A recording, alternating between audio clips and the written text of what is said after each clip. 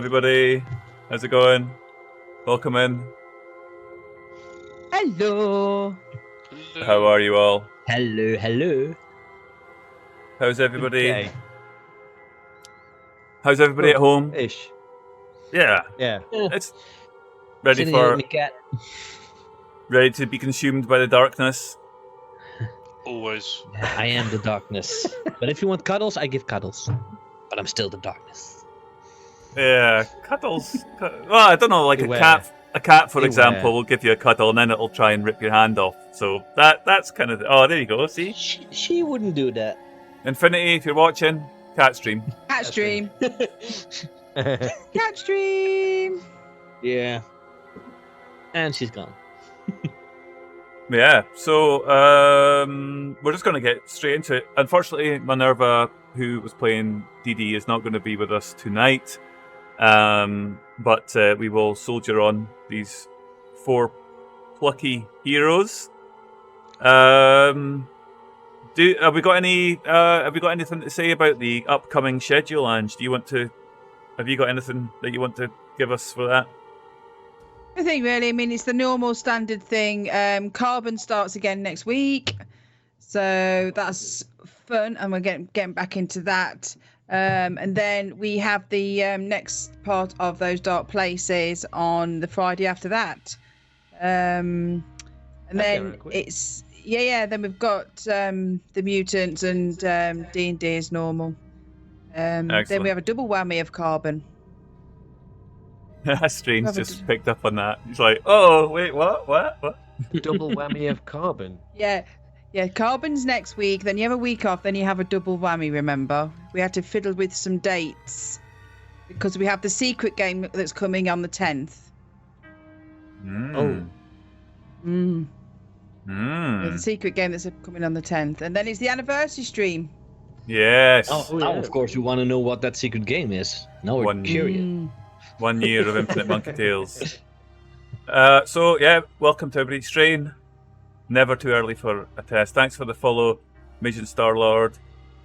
Charlotte is here with us. Simul Pirate's here with us. Scoint's here with us. Angie Pops is here with us. Lloyd, how's it going? Hope you're having a good one and work isn't breaking your balls too much. Strain, thank you for the resub. Lloyd, Majin, welcome. We just adopted it. Apparently, we've got a bit to go. Okay. We'll see what happens. So, do you want to do a very quick overview of your characters and what you remember from them last week? Can do. Yeah. Shall I go first then? Yeah, go for it. Okay, so I'm playing Eddie McSwain, who is an out-of-work musician in Hollywood. He has also an old flame of the girl that's apparently committed suicide, Becca Kingsley. He's a bit down and out at the moment, but you never know. Maybe you'll find some inspiration. Heartbreak normally is a good inspiration, so. Yeah, Skoon. I'm playing Connor Hunt, an actor that actually hasn't been acting for that many years, but rose to stardom pretty fast. And he worked on in a movie where Becca was an intern.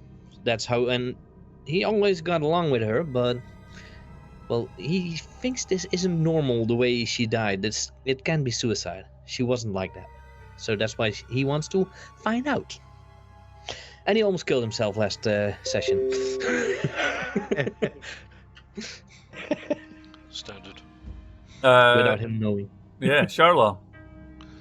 I am playing Colin Wells. He's a slightly older chap, a carpenter, set designer, knew, again, Becca through the movie and theatre industry, through working on some sets and stuff with her. And like everyone else, is slowly going insane through this. Seen a couple of weird things, avoided a couple of weird things, and progressing along. Especially the symbol. Hi, I am Carrie Flanagan, and I am the local dog walker for the area. I grew up in the neighbourhood with Becca, and we regularly went out for cocktails and did coffee. We liked to people watch, and we like to gossip. Little bit discombobulated because was definitely not sure about how Becca died. Then after speaking to her dad, realised that something is very untoward was going on. So I like to Google things. I mean, I think we're all pretty sure how she died. Yeah. No, she died now. Yeah. You had cause after the funeral to search through Becca's phone. You found a number of pictures, one of which looked very out of place, was a picture of a picture. And that was odd. All the other pictures were socializing, some of which you guys were in. You went to her flat. You were given the keys by a distraught father who you spoke to at the funeral. And you searched the flat, which was a horrific scene.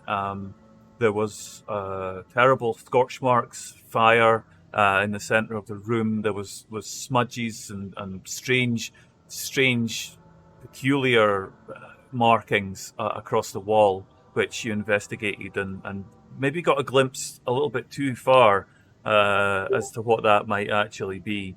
And so you went back in to the car, down to Becca's car, where you extracted her camera, an old-fashioned camera that actually had film in it that needed to be developed. You developed the film with one of the old professors that Connor knew, and you discovered a trail of images that started at a hardware store, Home Depot, with a Mexican looking person getting into the car of Becca's boss being driven, substantial by looks of it, into the hills. And then the next day, the photograph trail picks up again and goes back without that individual. The boss disappears and isn't seen with that individual. So that aroused some suspicions. We found the map book. Yeah, I found the map book as well, which goes to the inland area. I forget exactly its name, but we'll get to that in just a second. And the next stage was you split the party, and you went to the police station, the local sheriff's office, to try to find out what was there. And you did get the name of the coroner who signed off on that particular case, on Becca's case, which you know was open and shut suicide. And finally, and this is where we'll pick up, you went to the office of Ralph Aries, Rafe, as he's known, Rafe Aries and Aries Entertainment. And you find yourself in this office, and just as soon as you were told to wait and you were having a quick look around, the door burst open, somebody waltzed out, ran past you in a bit of a strop apparently, and then we got to the point where Rafe himself walks out on you. And he stands there and he's looking every bit the same as you.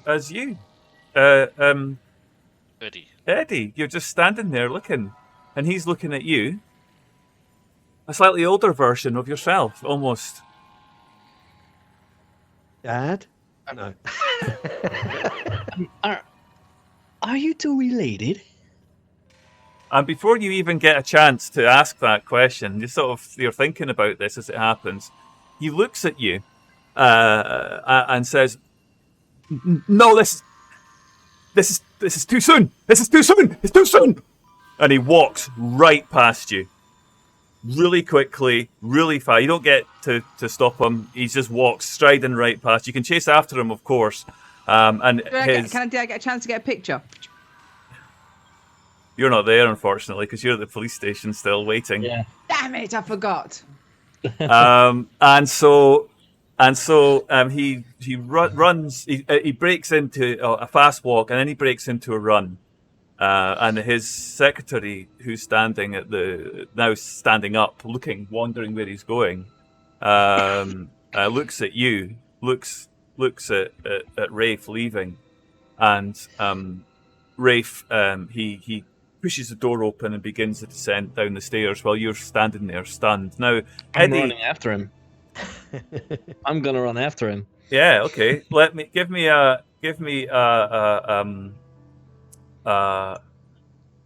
just a human roll, please, because you're just chasing after somebody.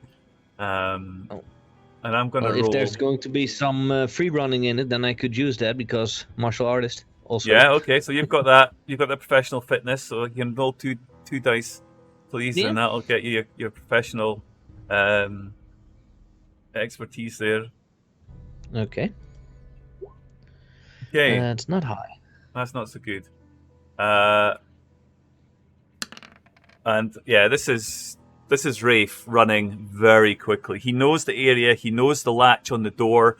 You chase after him. The door's already slammed shut as you get to it, and you begin to fumble with the door. You're looking for the button that says press to exit, and you can't find it. You don't know the area. You can't get out here. And he's already down the stairs. What's the rest of you? Colin, Eddie, what are you doing? Eddie, how have you taken this when you see this? Eddie is standing there, just basically agape, I think, is probably the best way of describing it. I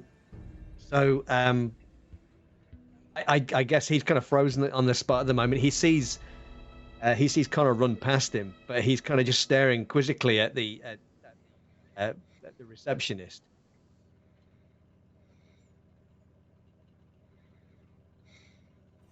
Did you hear any of that? Yeah, I got that. You're staring quizzically at the receptionist, and she's I don't know. I'm looking around, kind of puzzled at Colin as well, who's still standing there, I guess. I was sitting down, so I'll take a few moments to get out of the chair because I'm a bit older. And just walk up to Eddie, put my hand on his shoulder. Come on, we need some answers. And kind of try and herd him out the door towards where the other two went. Yeah. Where's he going? I'm shouting back to the receptionist. And Where's she's he looking. going? She's looking at you.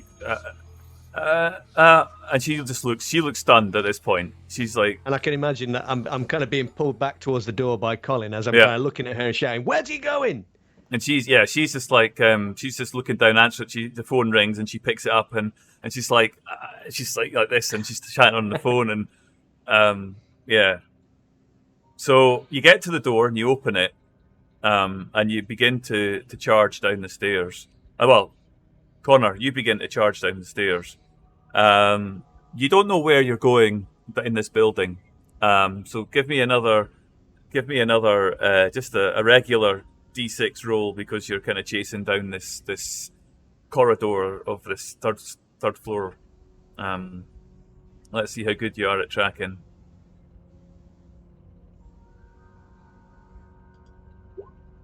Okay. Better. Yeah, so another 6. Rafe is already at the garage, and you hear and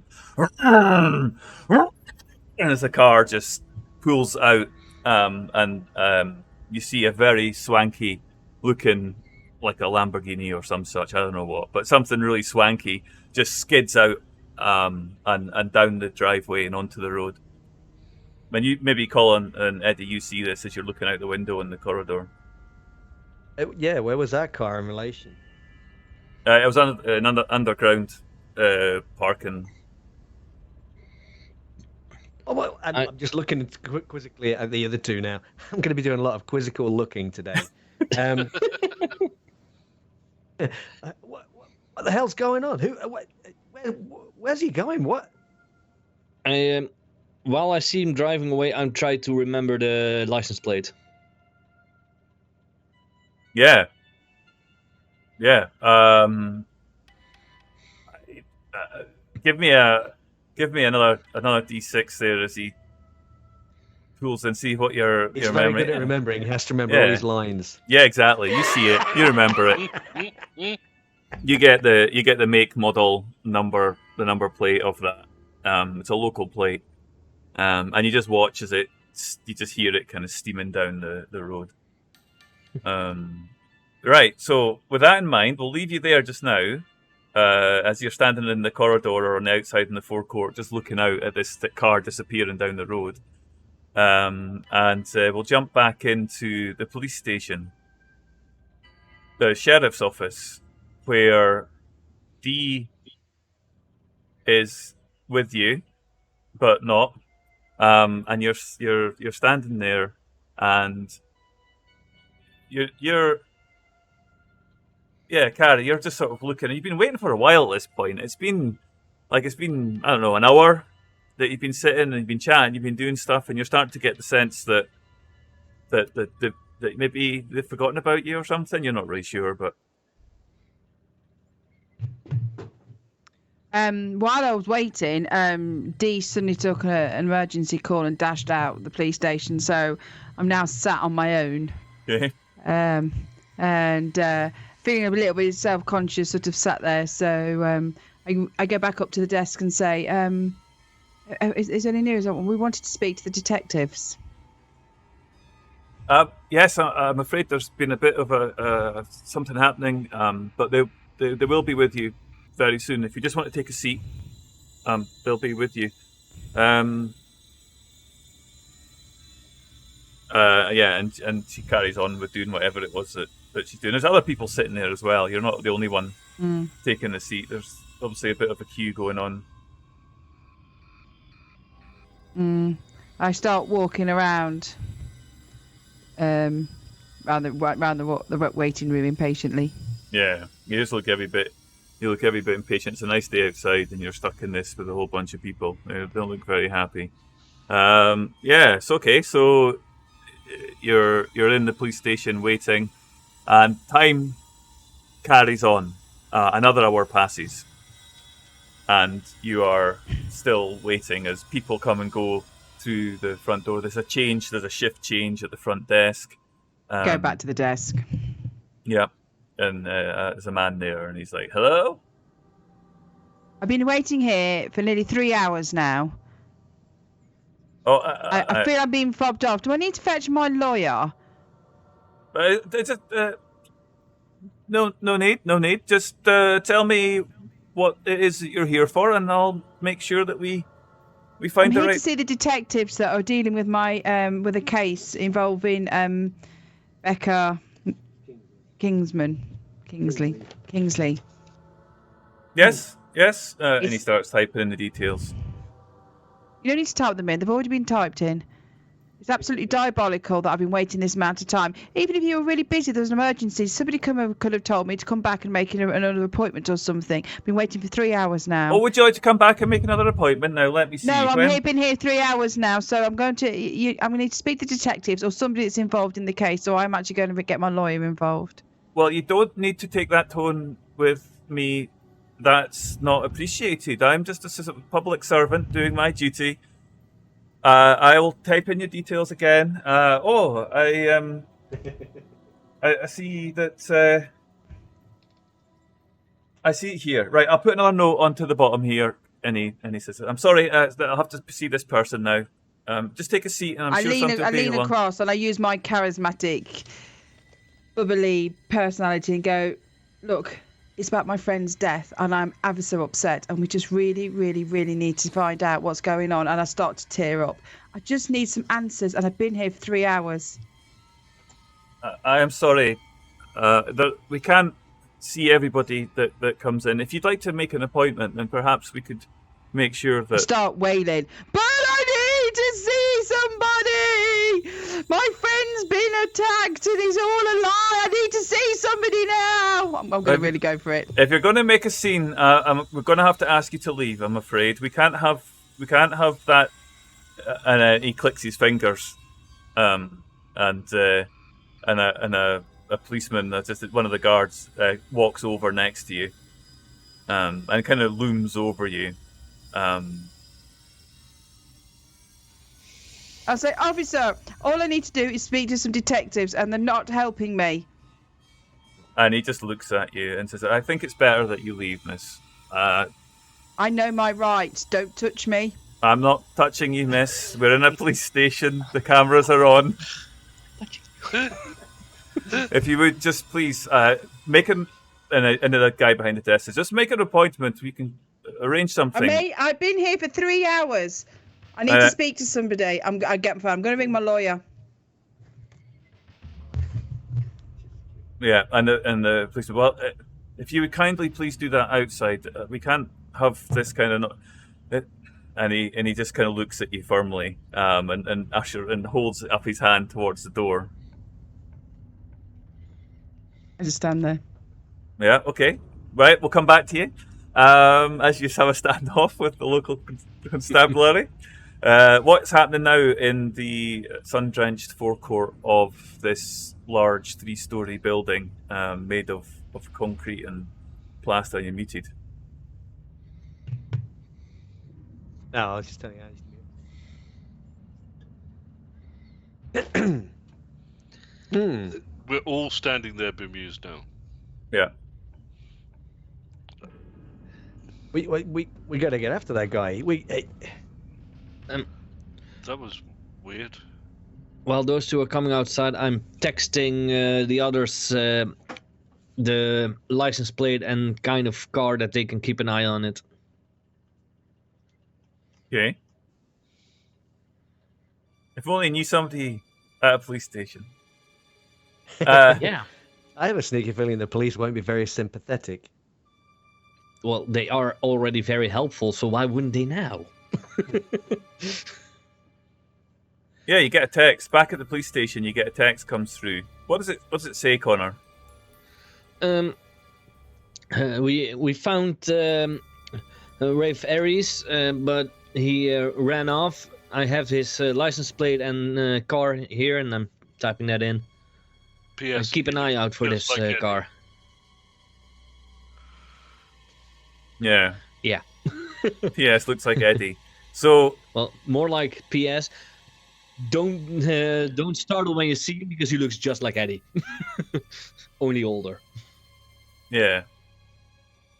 So this happens, Carrie, and you're in the police station. Your phone beeps, and you get this message from Connor.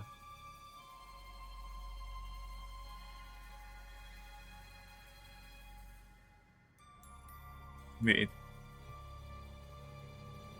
Muted. We don't hear you. Mic mute. Sorry, he wouldn't come off mute. So I get the message. What's the message say again? Sorry. We found Ralph Aries, but he ran away. I've got his license plate number and type of car. Keep an eye out for this car. P.S. Don't get startled when you see him. He looks exactly the same as, what was the name again? I'm so bad. Eddie. As Eddie. Only older. I would expect that only older would be in separate text after the first one. Okay. I text back and say I'll meet you in a few minutes, and then I go up to the counter and say, "Officer." And the guy eventually get his attention, and he looks up because he was dealing with the last remnants of paperwork from something. He looks up. Yes. I have a lead in the investigation for my friend. Oh, you're an investigation. A private investigator. Are you licensed? No, but I have a number plate that you need to run. That's not how it works. I think that you and the policeman just looks at you. The officer looks it down again. He's quite a tall chap. And somebody else at this point barges in, and there's a bit of a noise and a kerfuffle, and he looks over. He says, "I'm sorry, I can't deal with this just now. If you want to make an appointment, then please do come back tomorrow. As you can see, we're exceptionally busy." Fine, I'll make an appointment, but here I scribble down the number. This is the number of a suspect in the that's related to my friend. You need to run it. If you don't run it and something bad happens, it'll be on your shoulders and forever on your conscience. kind Yes, of know who it belongs to, by the way. it's We know the who But it he's ran belongs off. He to. needs stopping. it's the burden of being a protector of the peace in this fine city. He says very patronisingly, and he takes the number and he says, "I'll get someone to." You say it's related to this case. I'll add, and he types something in. And then the next thing happens, and somebody gets barged up to the desk, and somebody else is.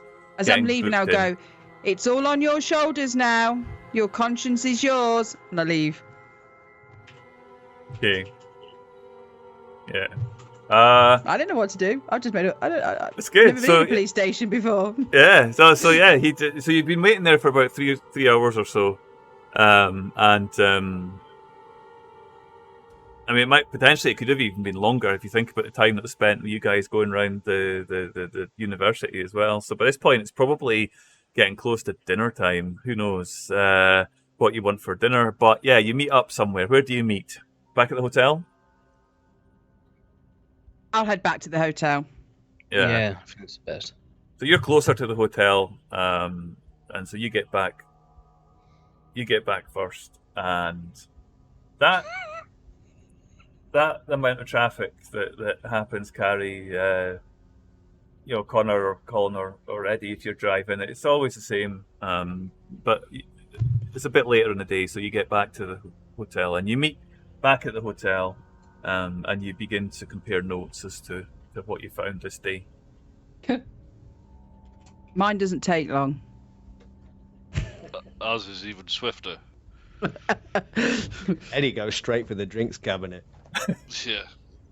We got there and he ran away. Did you take a look at the guy? Yeah. Did you get a picture? So, Right here. picture. Look at him. I think a little bit older. Oh, well, what was he saying? He was saying something about No, Not too it's soon. Too soon, yeah. We have an Could it- appointment? Wait. He was looking like you, but a little bit older. Could it be that he is you? That somehow he traveled through. Well, we've seen weird stuff happening already, but that he traveled through time. We can speculate till the sun comes What up. movies are you starring in again? Sci-fi comedies. Lots of Trying so. trying to do some more serious stuff, but somehow. Or he could be his dad.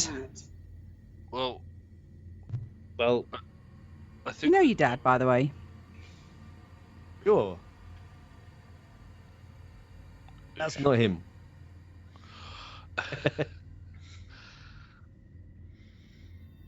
well, I Yeah, think we're we- from East Coast originally. I moved here to find out. Okay, I'm so- going to Google this guy to see if I can find a picture while you start talking. Considering how little progress we've made, our main lead is this house. This Where- house in where the he's hills. would, Not his would main he be? house, because he had two buildings, right? Yeah.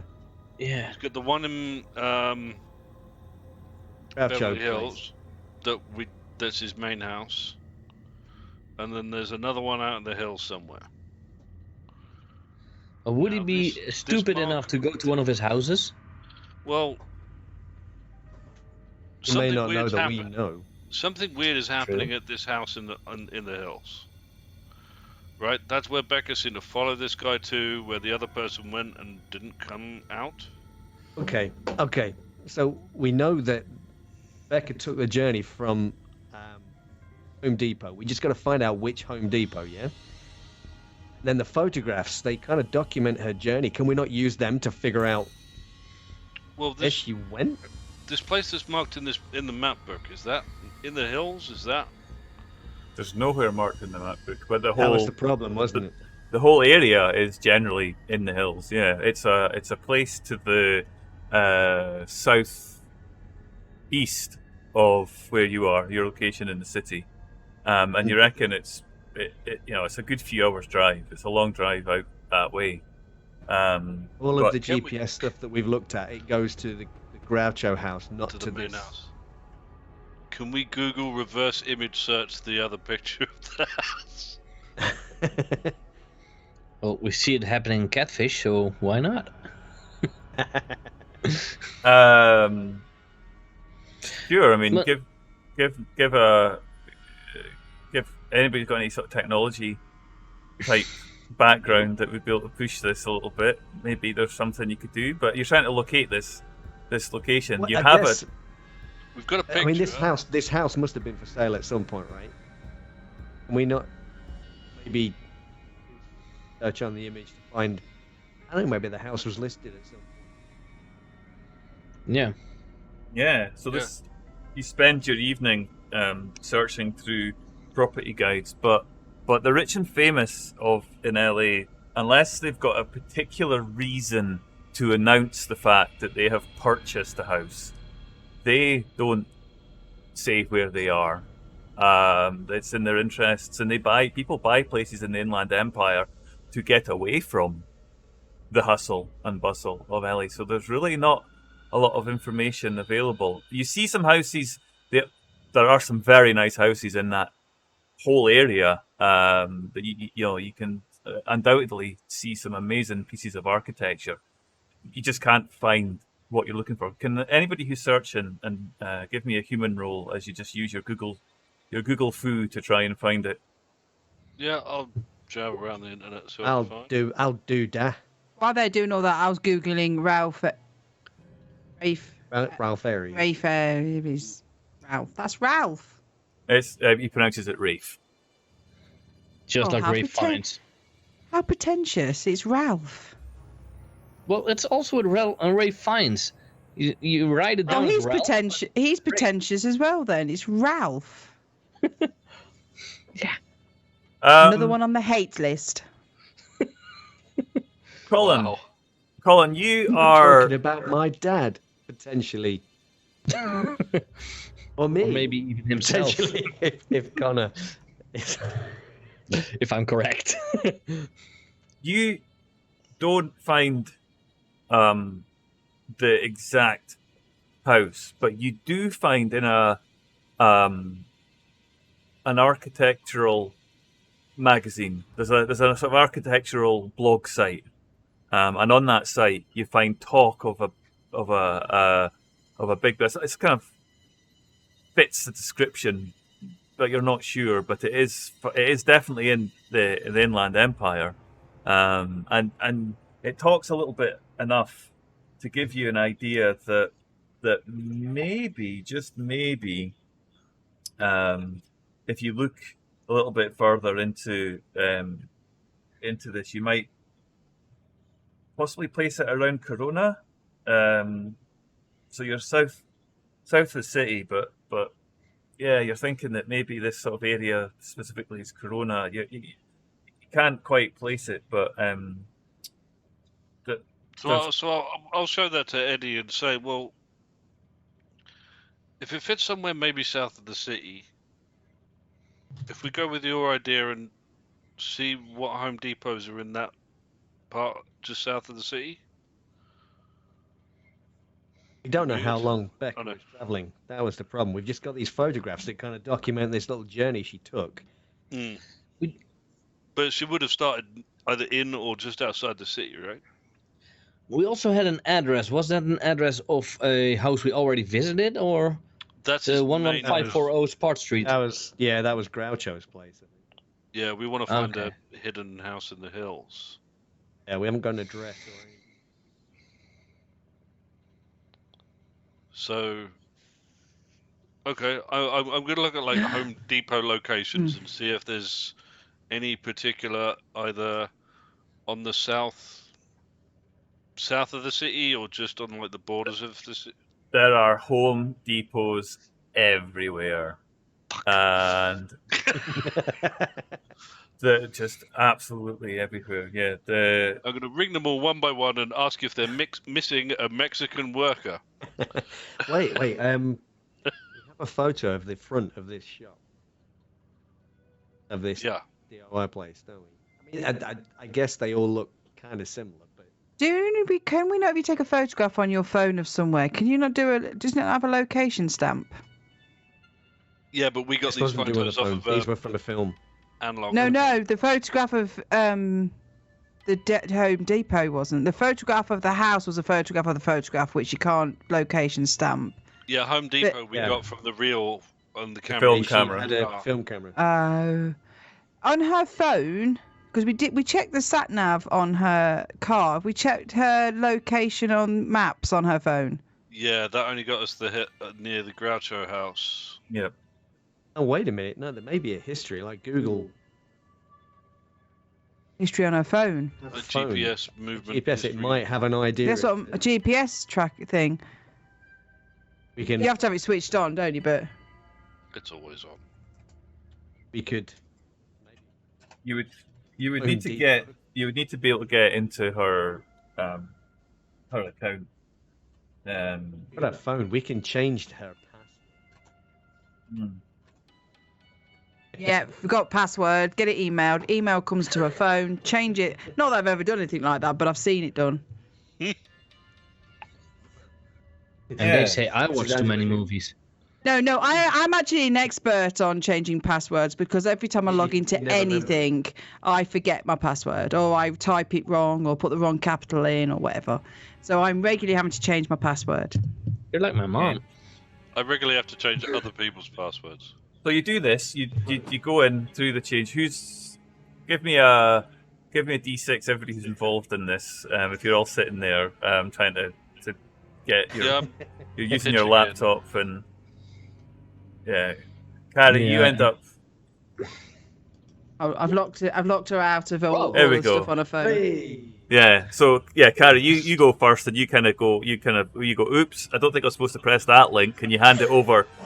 Colin goes, no, give us it here. I'll have a look at this, and he's like, yeah, look, that's fixed it. And then Connor takes it, and he looks at this, and he looks at it for a minute. And Eddie, you're looking over his shoulder, and you're between the two of you.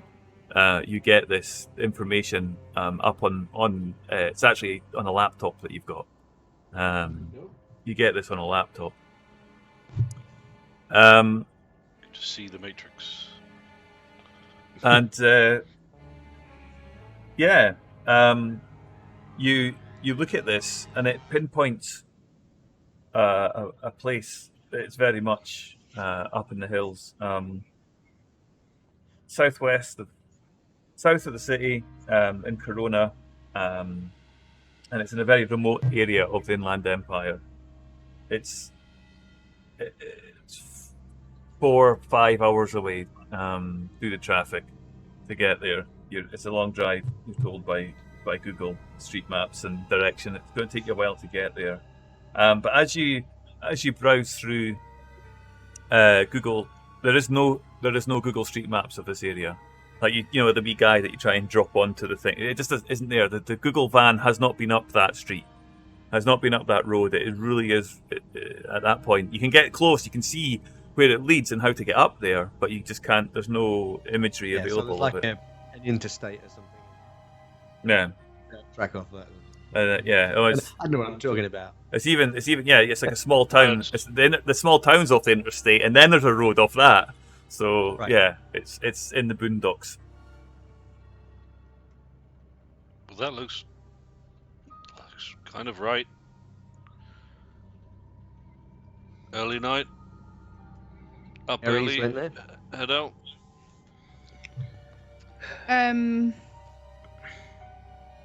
One of the things we might do while we were Googling is Google those other names on her phone.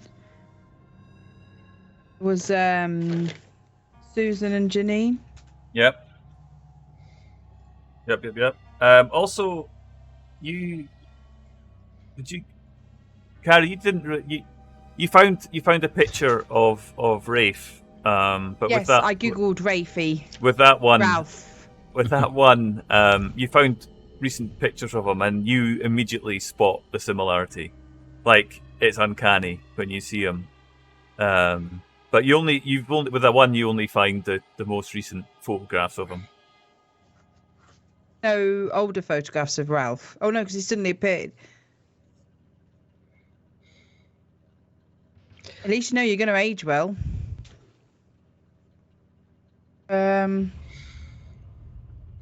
And apparently you need to change jobs.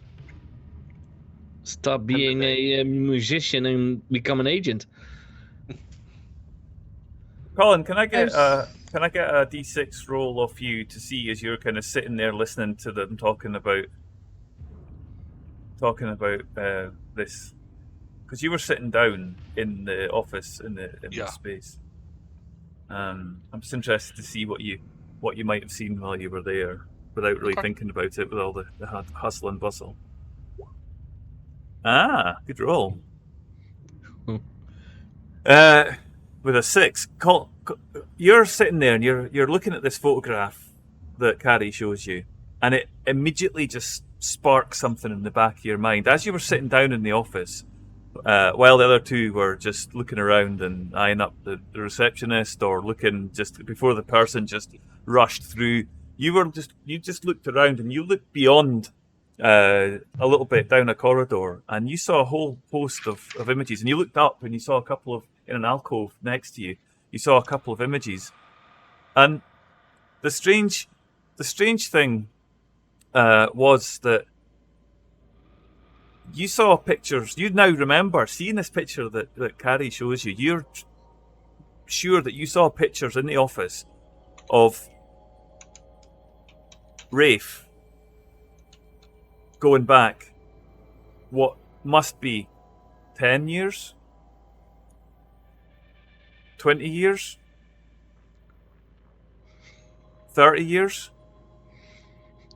And that's just suddenly it just hits you like that, like a tidal wave, just, and you're just thinking, wait a minute, he looked the same in all of those images that you saw, and you had just you'd written it off at the time, you weren't thinking about it, but now that you're kind of mulling it over and your subconscious is working.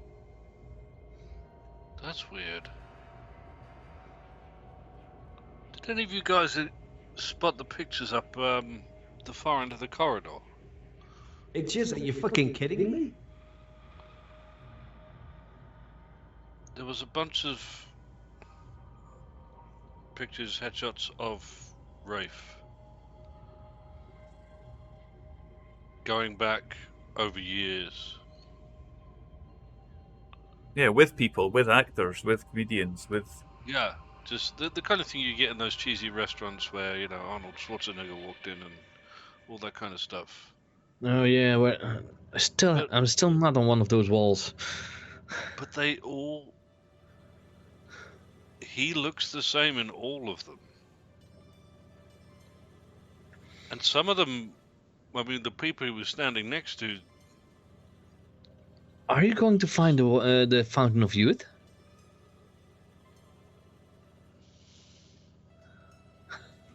Take another drink. Yeah, this guy is aging very well. Or not at all. This is weird. Have you lot all been on some kind of happy juice tonight? One of you's talking about time dimensions, and now you're saying this guy's ageless. Well, we've seen weird stuff these days, so... We live in LA. He's probably got a very good plastic surgeon. No plastic surgeon is that good. Not going back 20 Well, thank you. I'm 74.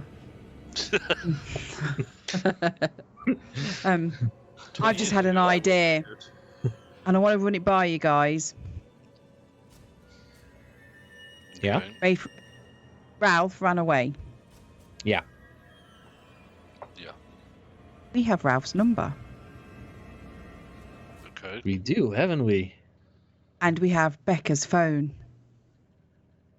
I like where this is going.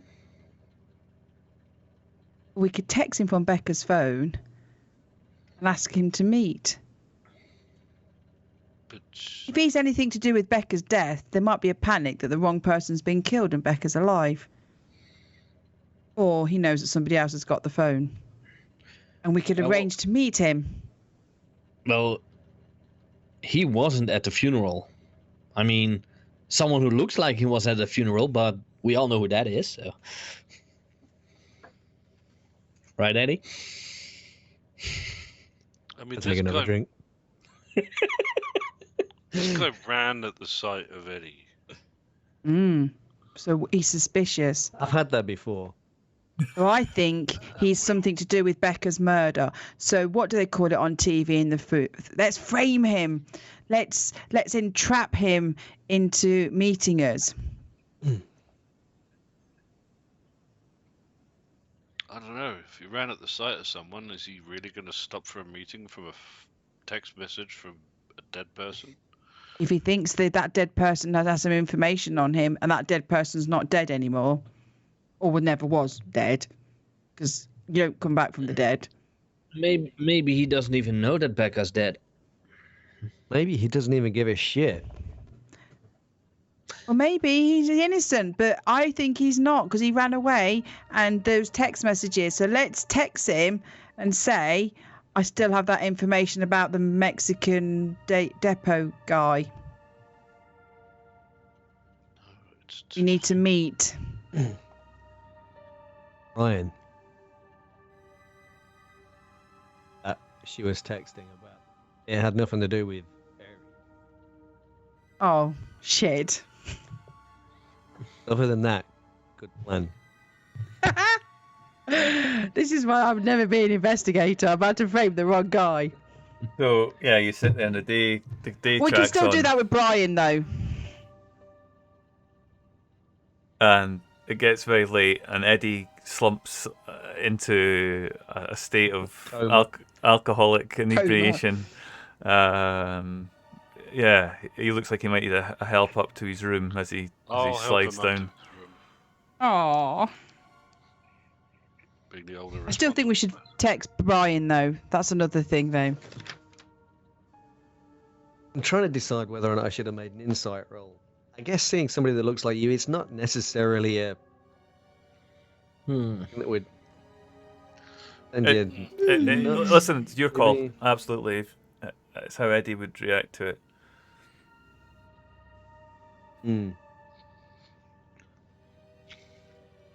I'll think on that. Under that. So you are... Yeah, you're just finishing up for the night, and... We could say to Brian that we know that him and Ralph are involved. What if all those pictures weren't the same person? Yeah. Are you now talking about clones? Or people who look the same, who play the same person? Yeah, clones. The moment he saw a younger version of himself, he said, "No, it's too soon," and ran.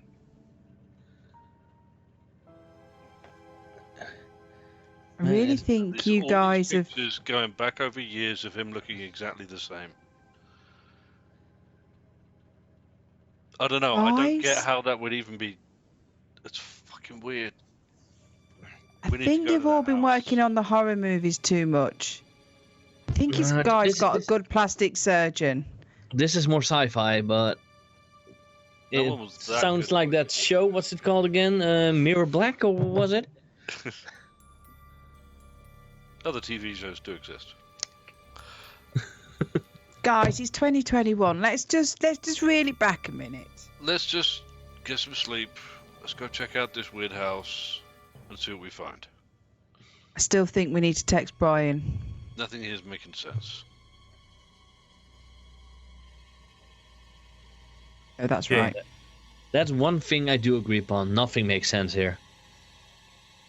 Hell, scripts that I've read make more sense than this. And I have got some weird movies. So you agree to meet up in the morning after breakfast, and you find yourself at the beginning of a new day. The sense of foreboding that you were all bringing upon yourself at the evening has relinquished somewhat as you face the bright sun of another beautiful and warm day in Hollywood. And so you're back down. And where are you headed? Have I got an appointment with the police? Did you make an appointment? I tried to. Yes, I did. It's the LAPD, so no. Yeah, You're you- wasting your time with the police. Yeah. As you say this as you're walking out to the car in the hotel parking lot. I mean, you can go and spend another 3 hours. You're cutting out a bit there. You can spend another 3 hours sat inside a police station if you want. We got a long drive ahead of us. Okay, we'll text Brian from the car. That will keep us entertained for a couple of hours. Has everyone bought the phone chargers? Yeah, so you jump into the car and you begin your drive. And as always, the hell that is the roads around Los Angeles take their toll. It's a warm day, your aircon is bursting, and you see cars broken down. You see people walking where the cars have broken down and been left on the side. Eventually you get out of the hustle and bustle into the quieter roads and out into the inland empire. Using the information that you've gleaned from the GPS account information on Google from Becca's account, you find yourself occasionally lifting up the images that you followed, comparing the view. It's impossible to tell if you're on the right road, but it looks similar. As You we're dri- driving, can I Yeah. also look and see if I can Google a picture of Brian? Yeah, easy done. Well, it's easy done for the young people. His Nokia 360.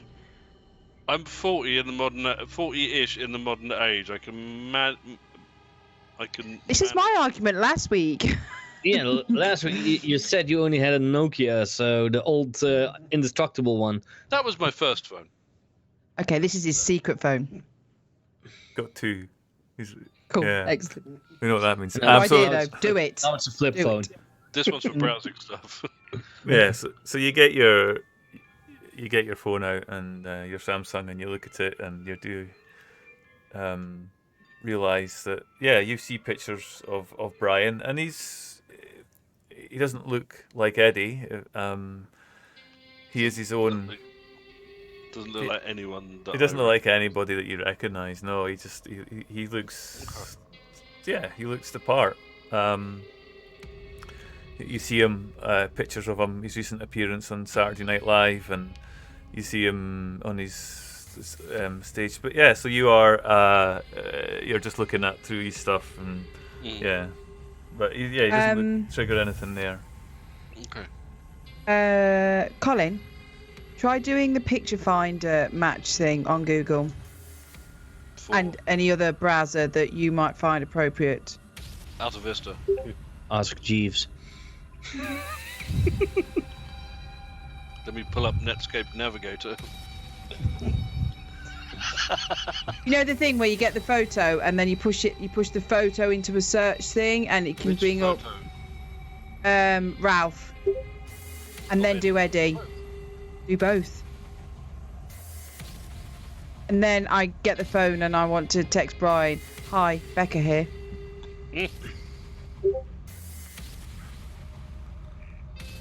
I'm not sure how they do that picture thing, but I've seen them do it on Catfish. The reverse image find. Yeah, it works on That's Google the- Chrome. And other browsers. No, this works on Google Chrome. It's pretty much a Google thing. So yeah, you're texting away. We hear the bloops in the background as that happens. So it's good sound effects there. I like it. And we fast forward several hours. You left early in the morning. It's now mid-afternoon, and you are in the foothills of the inland Wake empire. up, Grandad. Are we there yet? Get off my lawn! Did we get any searches on the pictures or the text back? You sent a text to Brian, and Brian. yeah, nothing sent back. Rude. What were you looking for in the pictures again? Sorry. A reverse That- picture search of Eddie / Ralph. Ralph. See if any other names come up with the same face.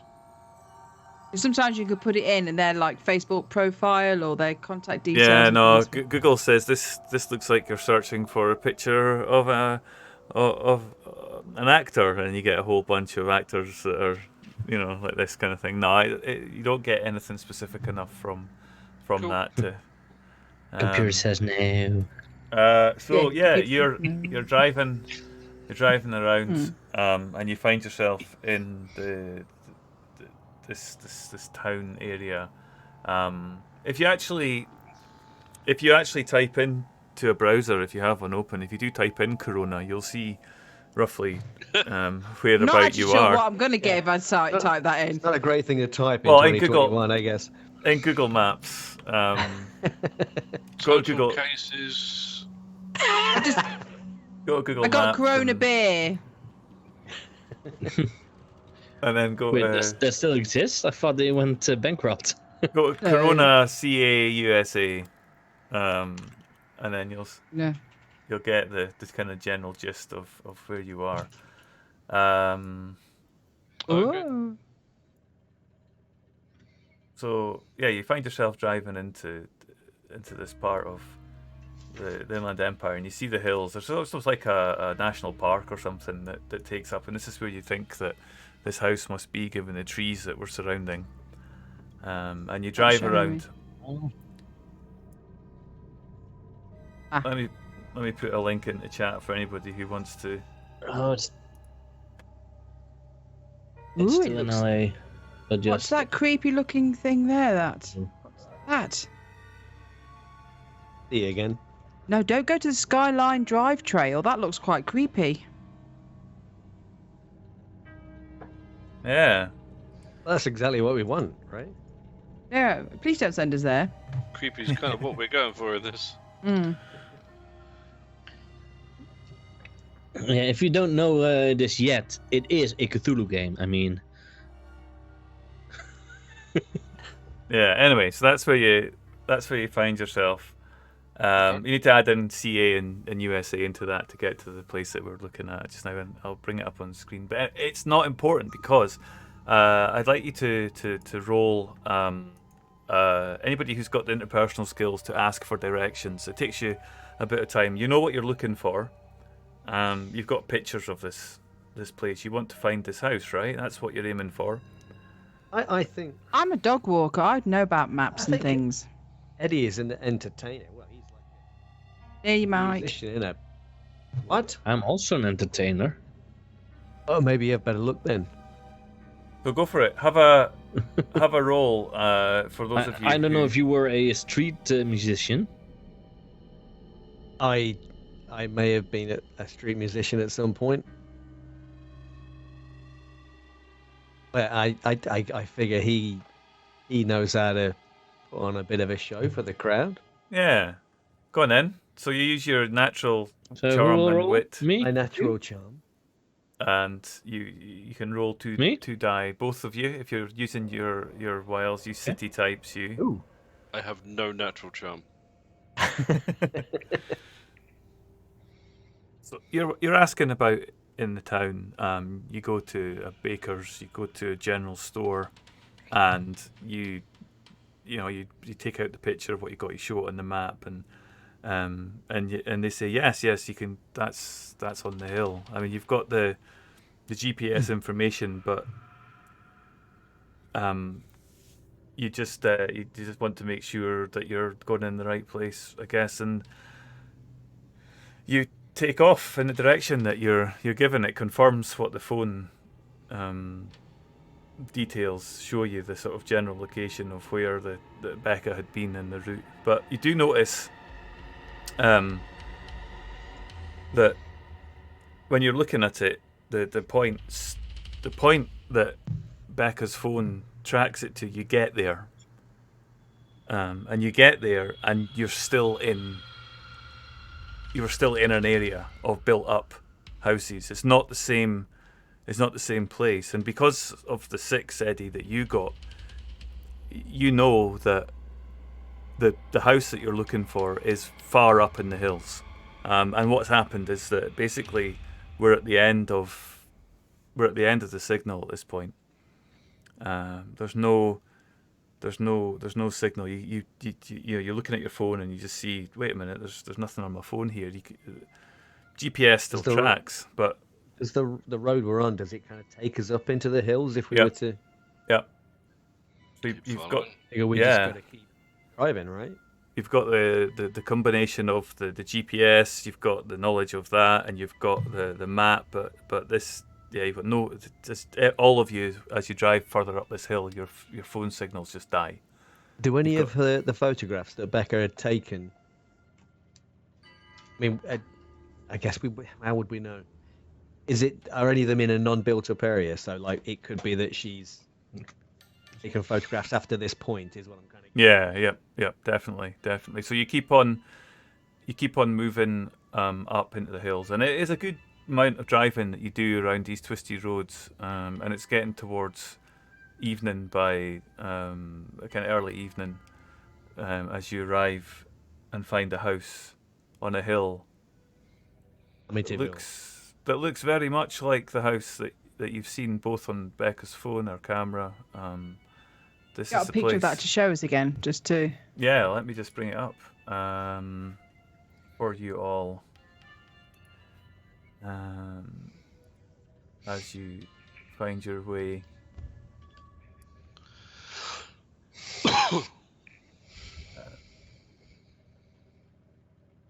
There we go.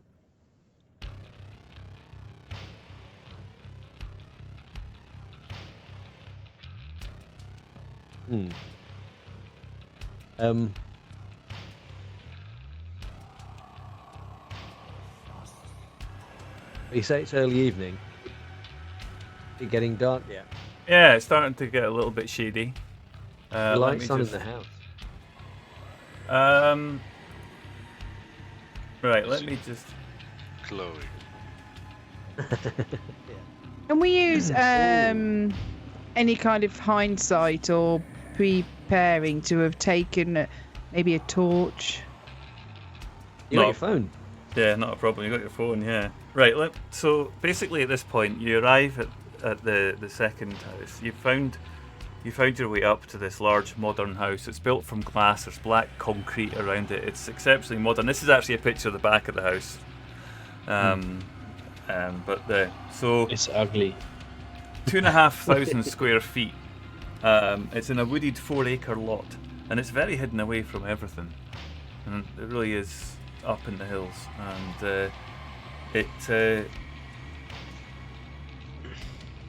it's covered in. It's protected by a 6-foot wrought iron fence all around the property, and there's a giant automatic gate in front of it. And as you drive up this driveway towards it, it's the only house on this particular bit of the road. Your car just slows on the dusty gravel track, and it crinkles as it approaches. Can I see if there are any other cars up the driveway? Yeah. Yeah. Do I see the car that I saw driving away? Nothing. There's no other cars. There's no other cars there. Okay.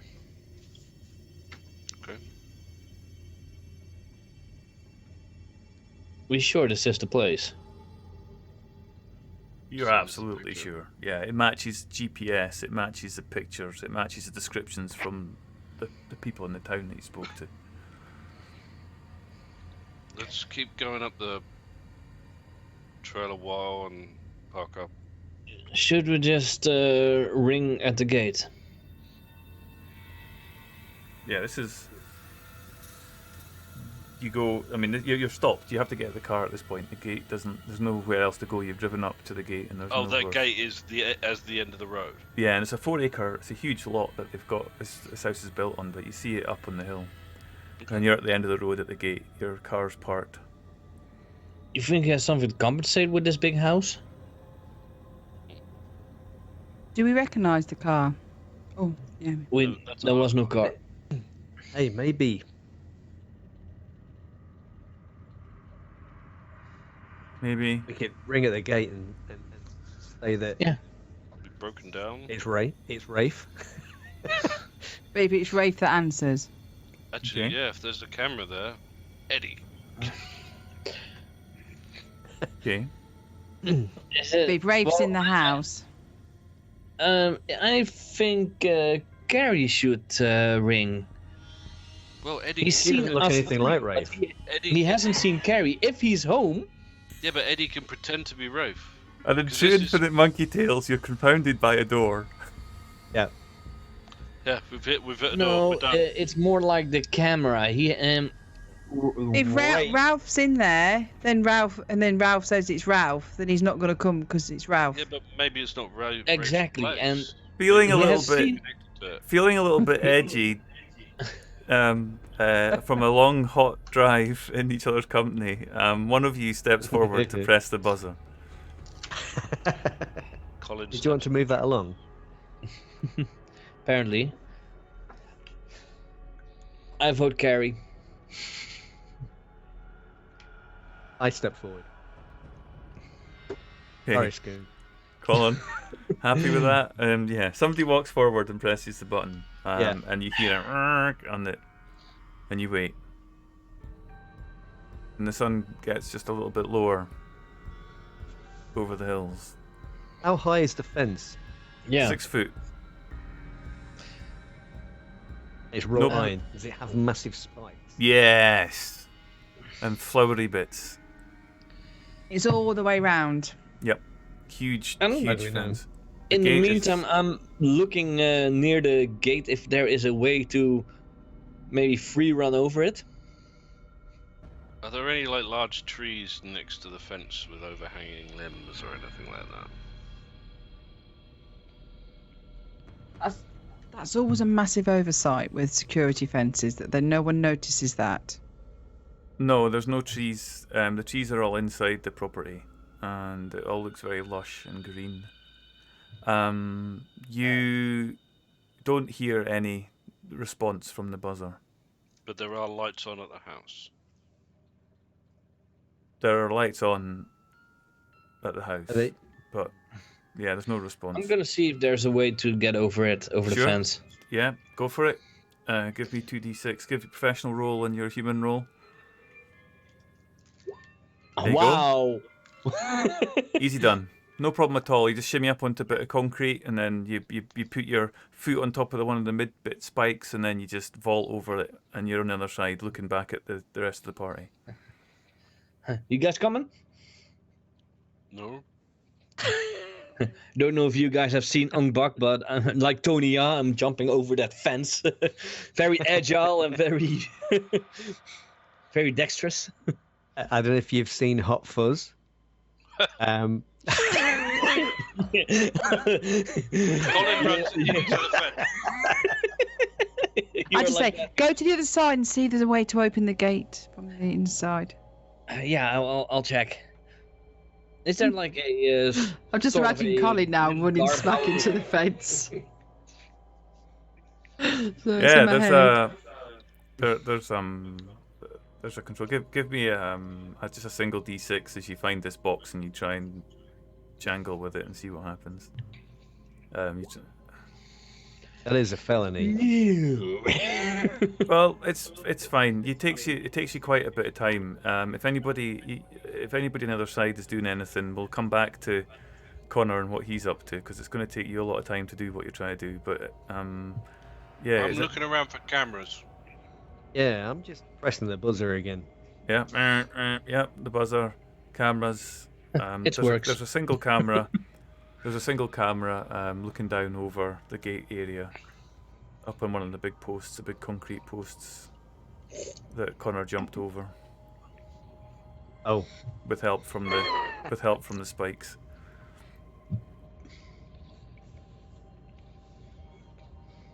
And then you're standing there waiting, pressing the buzzer. Nothing's happening. There's no sign. There's no noise. And then Connor, you just hear as you realise that underneath there's an emergency release button that you found after you're fiddling about. You're kind of following wires about and you're looking around and you're doing all this, and eventually you come. It takes, but yep, and the gate just suddenly and it slides over and the gate's open. You can get in. Yeah, meant to do that. Okay. I guess we go in. we driving up? I'd leave the car here and probably walk in. Yeah. What would they notice sooner? A car with big headlights coming in, or just 4 people walking in?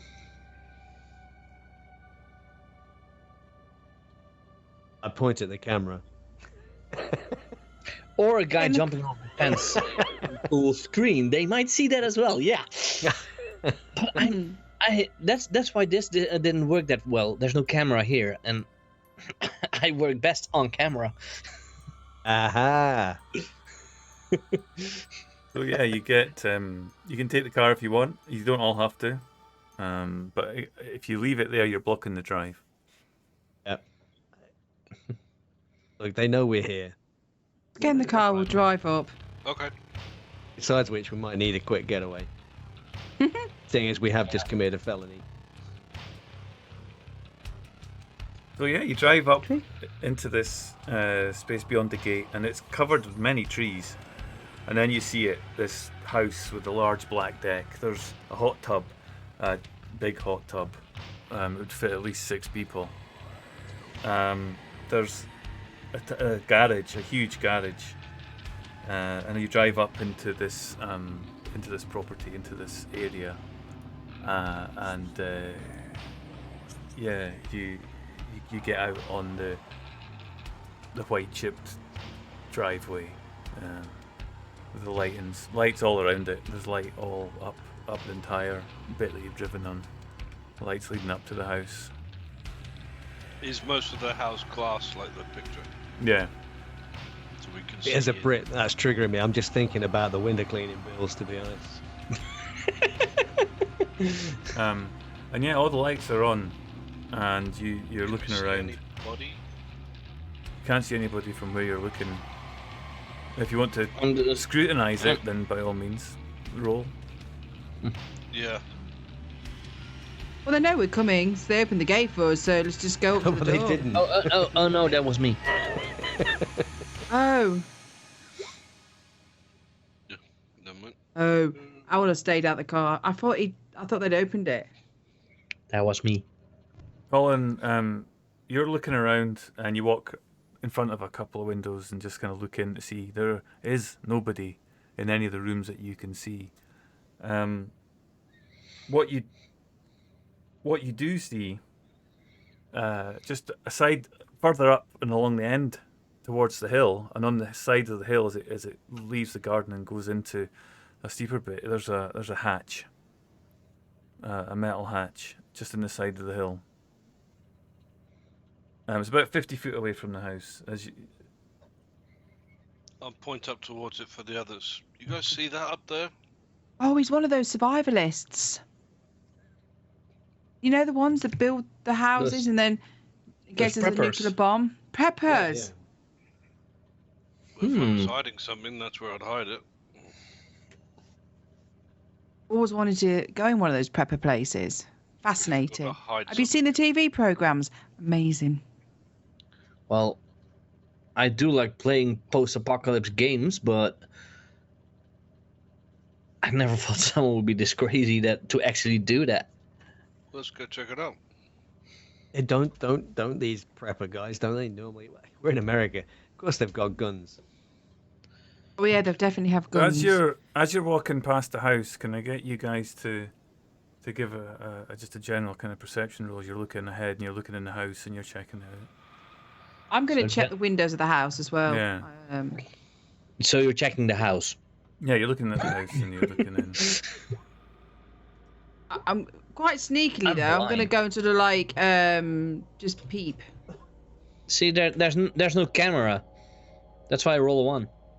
Carrie, Colin, you look, Colin particularly, you've looked in this house already, and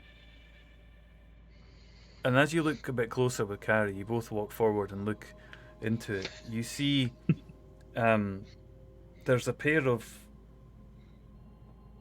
life-size dark stone hyenas statues in the foyer, and you don't think that they were there before, but you can't be totally sure.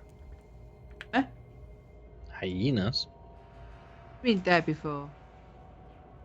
Carrie, you're looking down this and you say, "Oh, look at those," and you point at them. Very tacky. Yeah, Brian's taste is in his ass.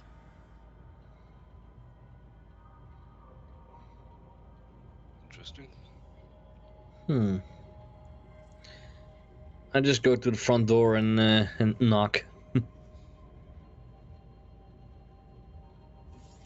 Of the house? Yeah. Yeah. What about because you were Okay. heading along the front of the house as you were Yeah, where walking we gonna past, and We're gonna head to the hatch, or Before we would have split up then, because Colin's gone to the hatch. I'm going round the perimeter of the house and peeping in the windows. okay. Yeah. Carrie, you run off. you see Colin through from the other side, and then in a different room that you're looking into, you see another one of these big statues of a hyena. These dark statues, dark stone statues. Wow. As we go, I'm going to literally walk around the whole of the house, checking all the windows, see if there's anybody in there, listening as well. As you're walking around the house, your phone beeps, Right. and the lights go out in the house. Suddenly, it's dark.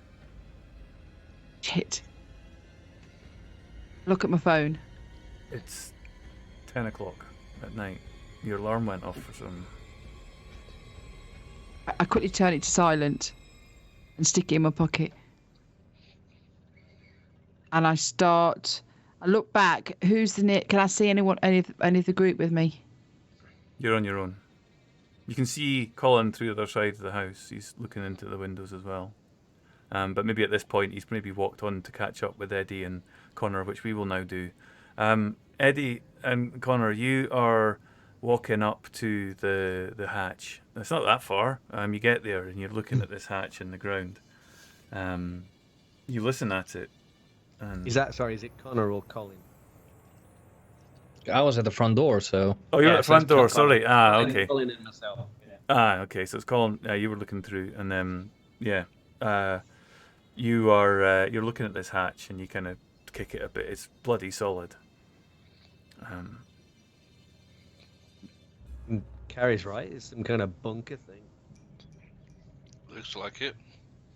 For all we know, it could just be filter for the pool. There's no door handle or anything. If I was hiding something around here, it's easier to hide it in a hole behind a steel door than a house that's surrounded by windows.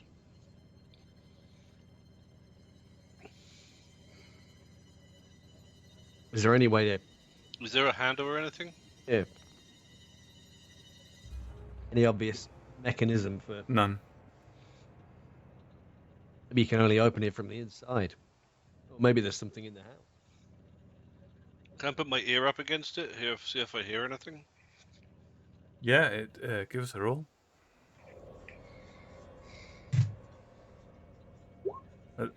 You're absolutely certain it's. You're going great, man. It's quiet.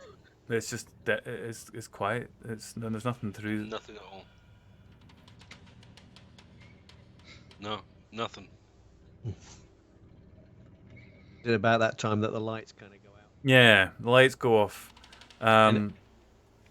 I'm gonna flinch and duck down, Yeah. look towards the house to see if there's any movement inside the house. Yep. I'm in the door. We don't see anything. Carrie, you're looking in the house as the lights go off, and just at that point, a four-legged shadow walks down the hall. Connor, you're looking in through the front door when the lights go off, and you see what looks to be the front of a four-legged animal walking down towards you and just silhouette against the night sky through the glass house. Oh, Doggy?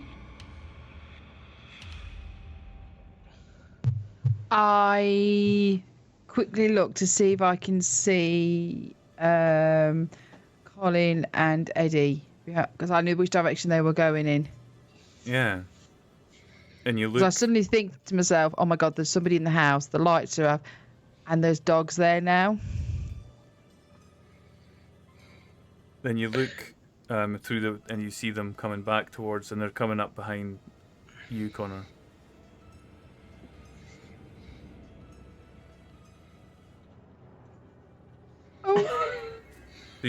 So Connor, you're walking. You're at the front door, and Eddie and Colin, I only see you're the crunching silhouette. down the drive. Sorry? I only saw the silhouette of a four-legged creature. Yeah. I'm taking my phone, turning on the flashlight of my phone to see if it's actually a dog. Yeah. What? And you put on the light and you see a statue of a coyote sitting, made of stone, dark stone, and it's just sitting. There's a pair. What?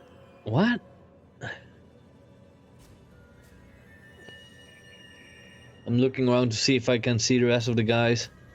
Yeah, and by this point you're up with Connor, Colin, and Eddie. You've reached the front door. So we see him shine his light in. We just see these two statues moving. Statues? Oh, hey guys. Weird thing. When the lights were on, those two statues weren't there. Oh, But they're 8. statues. Yeah, but they weren't there when the lights were on. where's Carrie? She was walking around the house, checking the perimeter.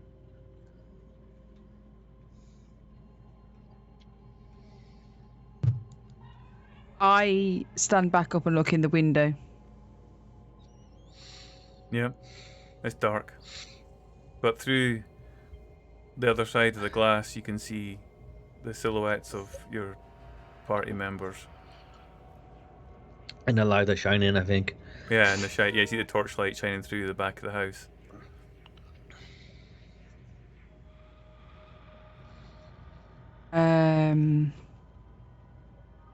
I keep walking towards them, but round the other way. Do you know what I mean? So Yeah, so past along the waterside, the pool, and then round the back to the front of the house. You return to the front of the house. Didn't pass any doors. They're all like glass sliding doors. I'm going to see if any of them are open. I don't mean like woohoo open. It's like kind of like a little click. If they're open, then shut them again. Oh my God! I didn't think all the alarms are going to go off, but I've said it now. Give me a alarms are the least of our worries. give me a roll. Give me a roll. As you're looking and you're trying to watch this. Oh yeah, alarms are gonna. Don't roll a 1. The last thing we want is the police showing up. Yeah, you. I know you. You're looking through. You're looking through, and you see that on one of the roof, in one of the kind of the poolside area, there's a fairly lightweight looking skylight, like a vent, and the reason that you see it is because it begins to and you hear the thrum of a motor as it and you just hear that noise as you look up. It startles you, and you look up and you see that there's a sort of self-regulating heat system or some such that you reckon, and yeah, it's pretty low. You could probably get up there, you reckon?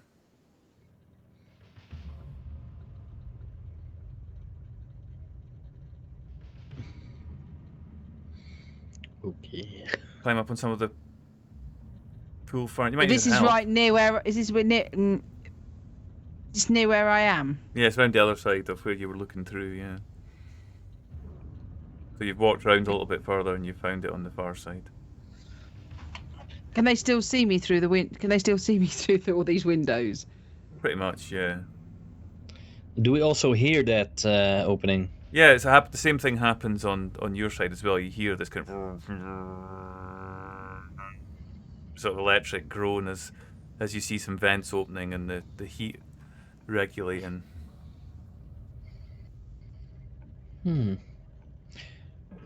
Or there is someone here. Or this house is so sophisticated, it's all on timers. If you can afford a house like this, having shit on timers ain't that hard. You see Carrie Or maybe he is. waving Yeah.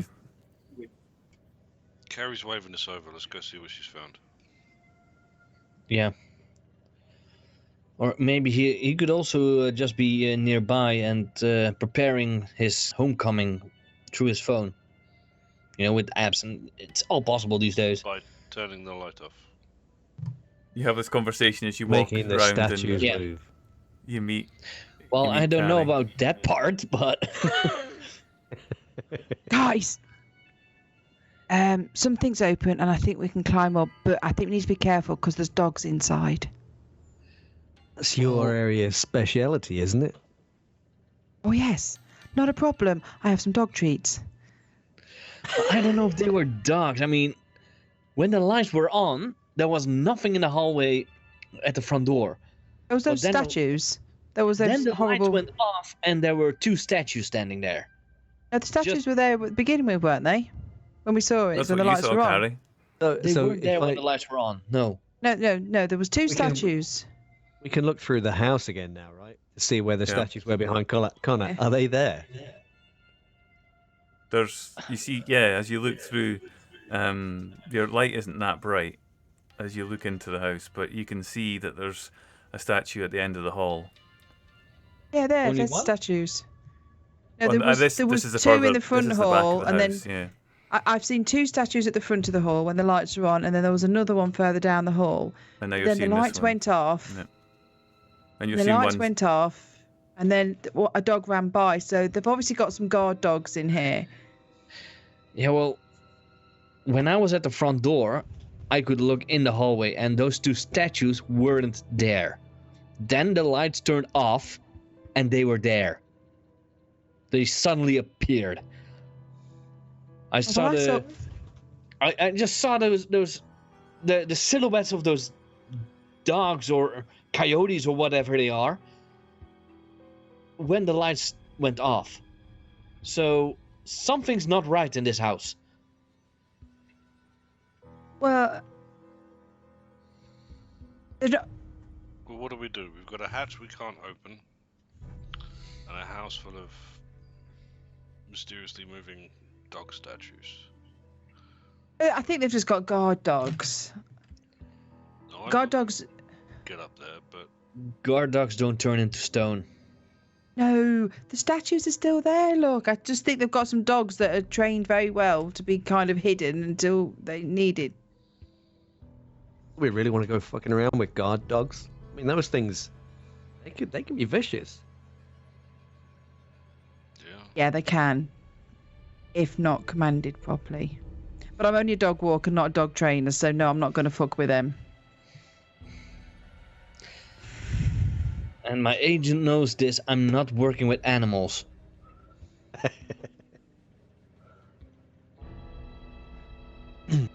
So, is there something open so we can get in?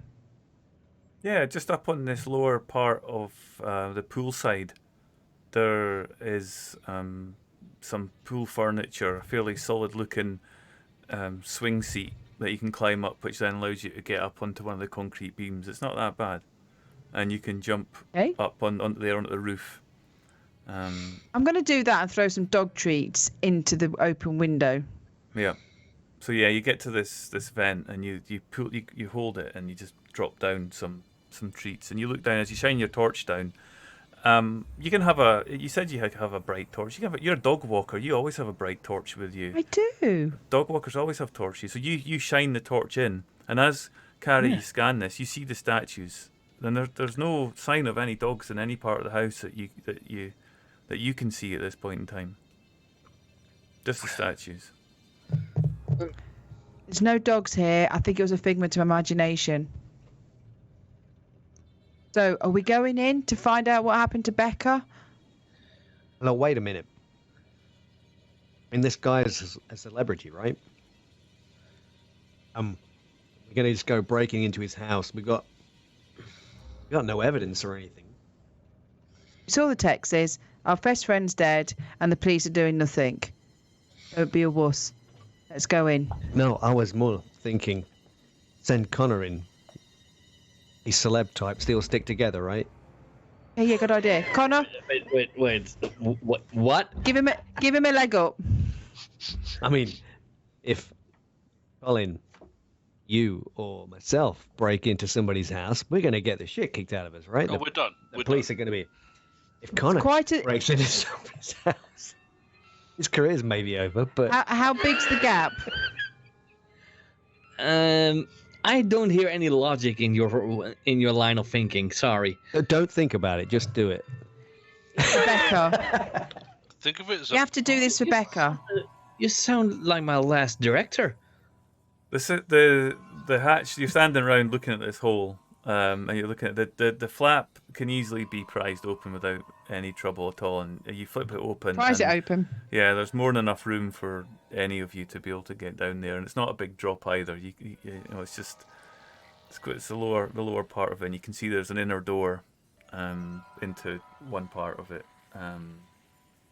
Yeah, this house looks only like 2.5, 3 meters high. And then when you're in this bit by the pool, you're into the main chamber of the house, and it's all pretty much open plan. Is there any stairs down?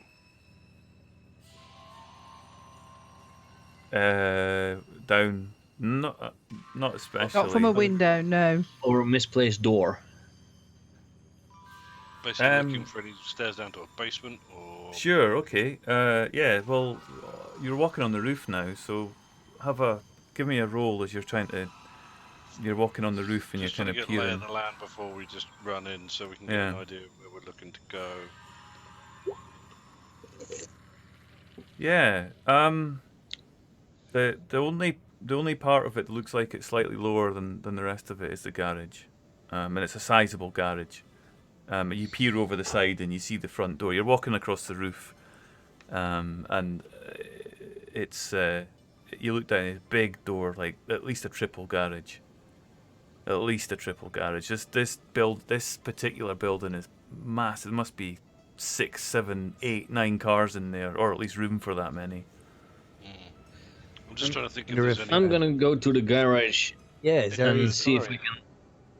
If I can look into it from up here, from on the roof. Yeah. So as I'm standing on the roof, I sort of go, guys, I'm gonna drop in. I'm gonna drop through the hatch. I'm gonna lay down and with a torch, because being a kind of handyman, I've always got a pen torch and a Leatherman. Yeah. I'm just gonna basically hold it for Carrie so she could see around. Yeah, and you drop down into I'm just gonna lay on my stomach and peer down the hole and kind of light the way for Carrie as she drops down.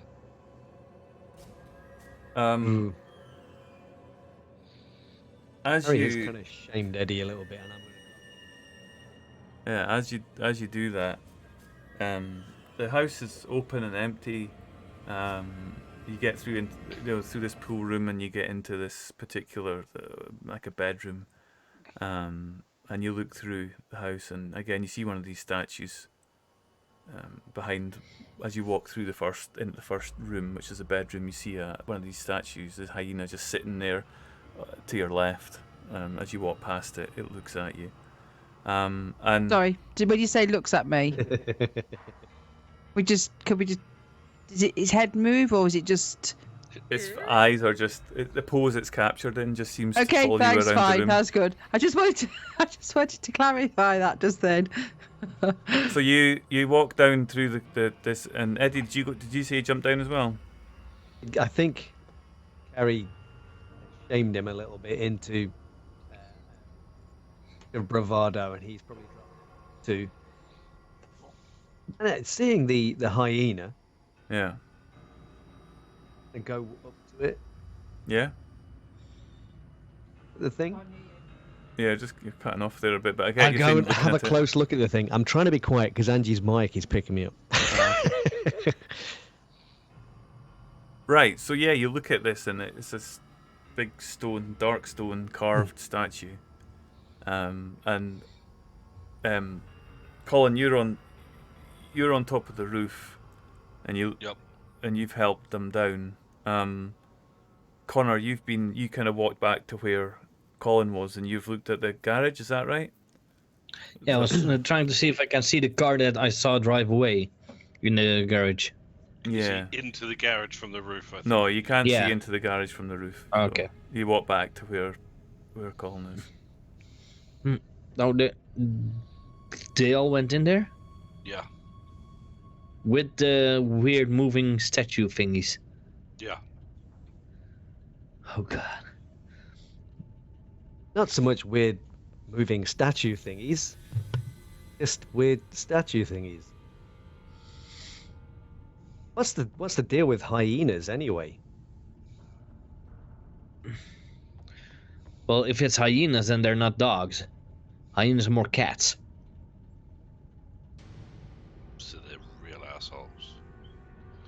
I mean, we've all seen Lion King.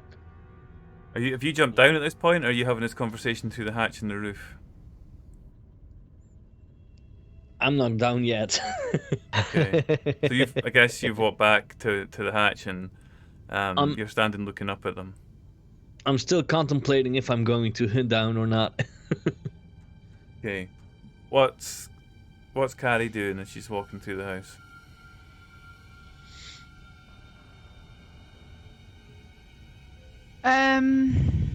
So I walk through the bedroom.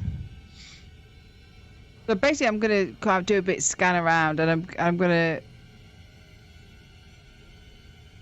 Is there anything personal around, like a desk or bedside cabinet or anything like that? It's just absolute minimal. There's a few bits of utensils hanging on the wall and some cups, but beyond that, the place is as minimalist as you like. I'm going to try and get Eddie's attention as well. And just ask him, as and when he hears me, look around for a button or something that might open that hatch. Yeah, sure. Can I switch the lights on? I don't know if there's... I would look for lights. Try if it has a clapper. So yeah, you get the lights on, touch sensitive gesture light switch, and the lights come on a soft hue, slightly like a kind of orangey, dull orange glow kind of color, just it's very subtle. Lights. Statue still there? Yep. In exactly the same place and position. Yep. Okay. So it is like a completely glass structure. Pretty much. There's concrete beams here and there. There's concrete walls inside that are bearing it. But so yeah. But you see an outside wherever you are.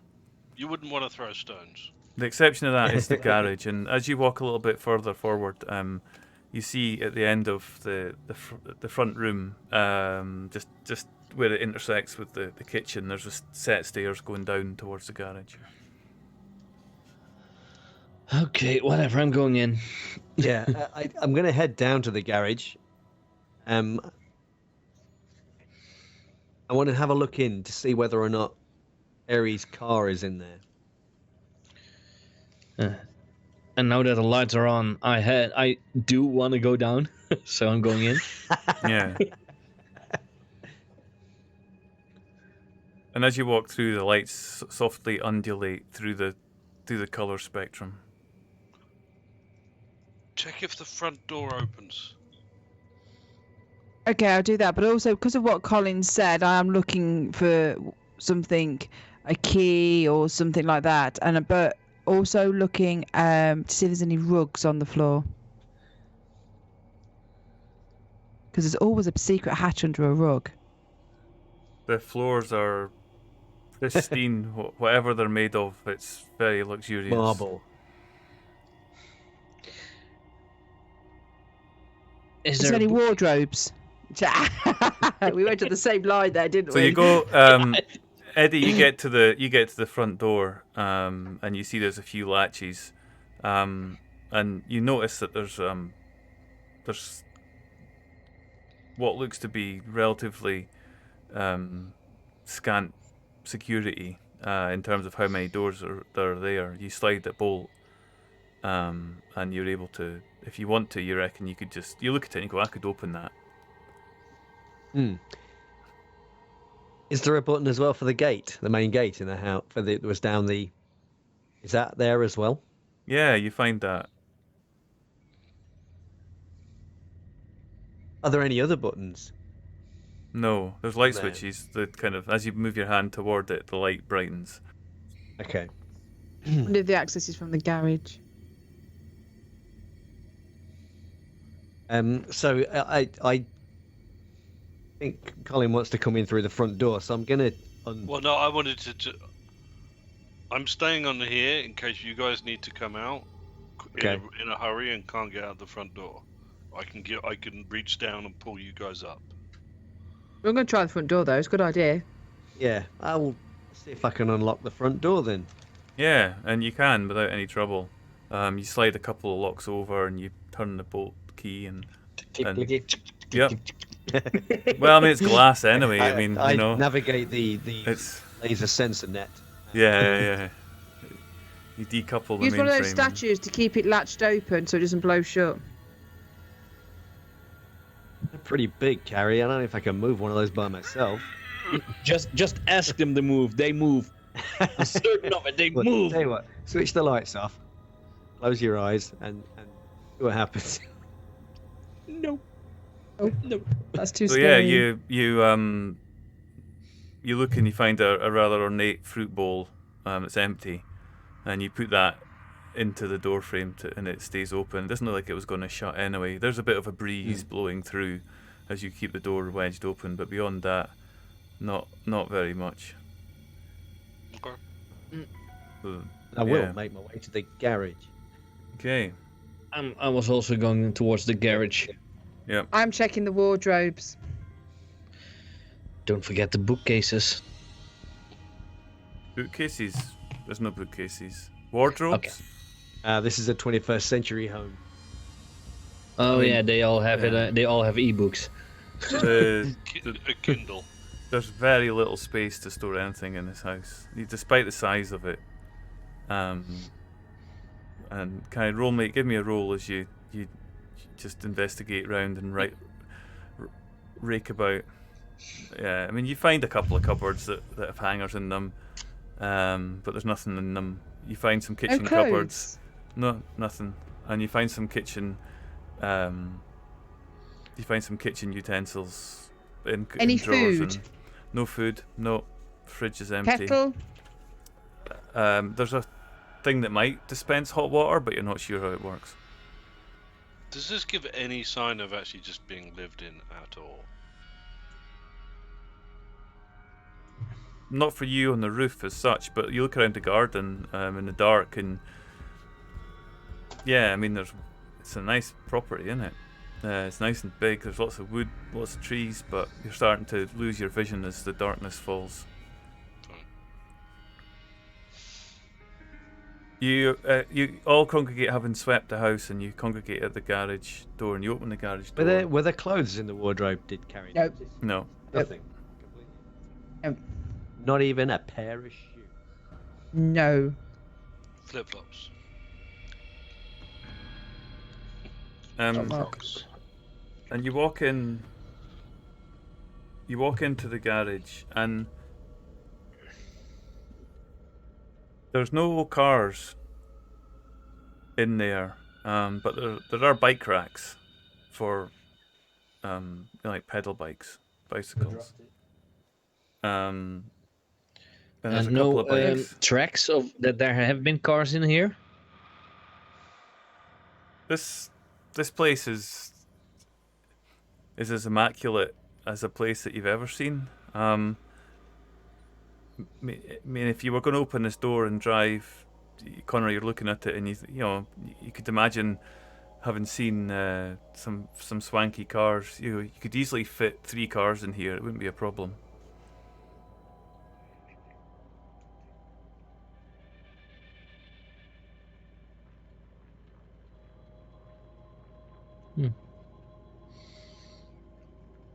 There are no cars here. And it looks like there haven't been cars here, even though there's a lot of room for cars. Is this place? The guy. Well, yeah, it's kind of weird. I mean, well, the lights are going on. There's a lot of space here. Did he just got this house to use up energy or what? It's the hatch. We need to get in where the hatch is. We can find a way in. Always a secret passage. Well, you're starting to sound a bit like Well- Connor now. Well, How did they do it in Lost?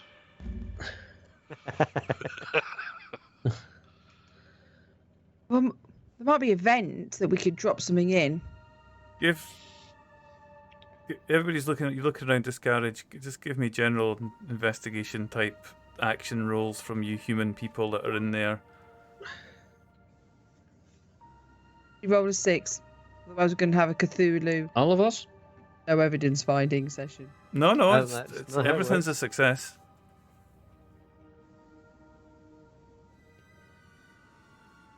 The only way you can fail a roll in this game is if somebody rolls against you to fail. Are you rolling, Connor? Don't let this chat roll against us. I need to roll, okay. Okay. Eddie, you're standing looking at these. One of the only real thing that's in this room, the bike racks, and there are 3 of them, 3 bike racks hanging vertically, but there's only a couple of bikes. The third rack, you notice, it sits a bit lower than the others, and there's a bit of Oh. wear. On the wall? There's a bit of wear along its mounting, and you reach out and you grab it, and the rack swings. As you pull on, you just kind of grab this, and as you do that, the rack just swings inwards. Holy shit. A good time to go and have a wee. Yeah, we could take a break there as you look into the darkness and you bring your phone up, and Somebody This- better go get Colin. the stale air. Ollie's still on the roof. Yep. Yeah, and this first thing that you see all around this room as we go for break are this What's going on? dark blue, varied, almost black curtains that are hanging all the way around the room as your torch shines in. And we'll come back after the break to find out what that's all about. Somebody better go get Colin. This workmanship is terrible. Look how Colin's loose. like- Look how loose. Colin's on top of a glass roof, lying down on top of a glass roof. They've not even screwed them in. They've used no more nails. I'm appalled. Right, we'll be back in 10 minutes, guys. Have a good break. Get some Back in drinks 10. down you, let the animals out, take them for a walk, etc. And we'll be back in 10. Cheers, cheers. It's about 32 kilometers. It's not that far. I used to get. Oh, we're back. I used to get down That was there on quick, the wasn't train. it? What a shocker. How long you had? It- Apologies for that. I was just saying what good timing Mark had, just getting right back in the right time. Okay. So, we find ourselves variously in a garage. You just found a door which opens up into a curtained room. And that explains perhaps why... Oh, what do you do? Are you saying something about Colin as well? I figure we ought to...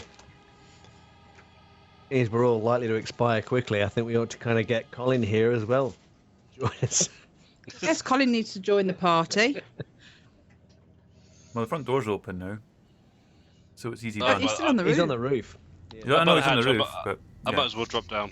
Yeah, okay. So you go and fetch him, and you drop down, and you walk through to the garage, and Colin, it immediately strikes you that it's absolutely obvious that this room isn't as big as the size of the outdoor. You reckon you could have fit easily 6-7 cars in here, but there's only room for 3. Excuse me. Eddie points out to the corner of the room where he's opened it, and you look inside. And you see the remaining area of this space.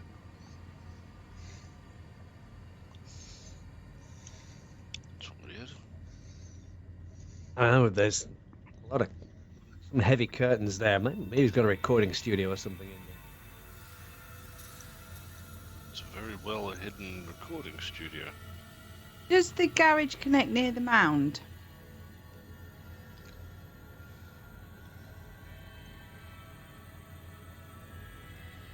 So you're still standing outside at this point. You haven't walked in, right?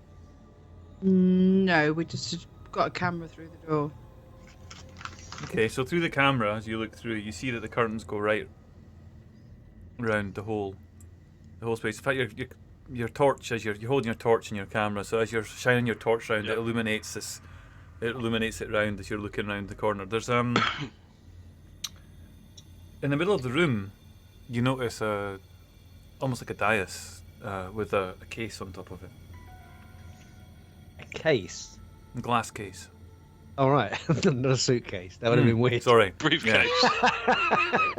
we're leaving. The now. house is glass, so why not this case? I mean, everything's glass. But yeah, there's a glass case display in the middle of the room.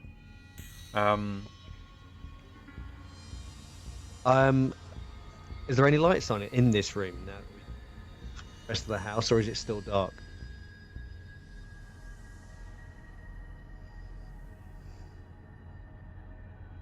It's still dark, yeah. A light switch here somewhere? I don't know. Behind the curtains to see if there's one on the wall near the door. Yeah. You push the curtains back, and they're very heavy set curtains, and it slides.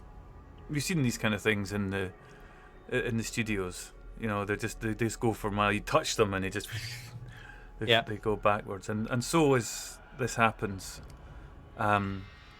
the curtain slides backwards, and then you hear a small electric motor kick in as it begins to, and the rest of the curtain just falls back to the back of the room.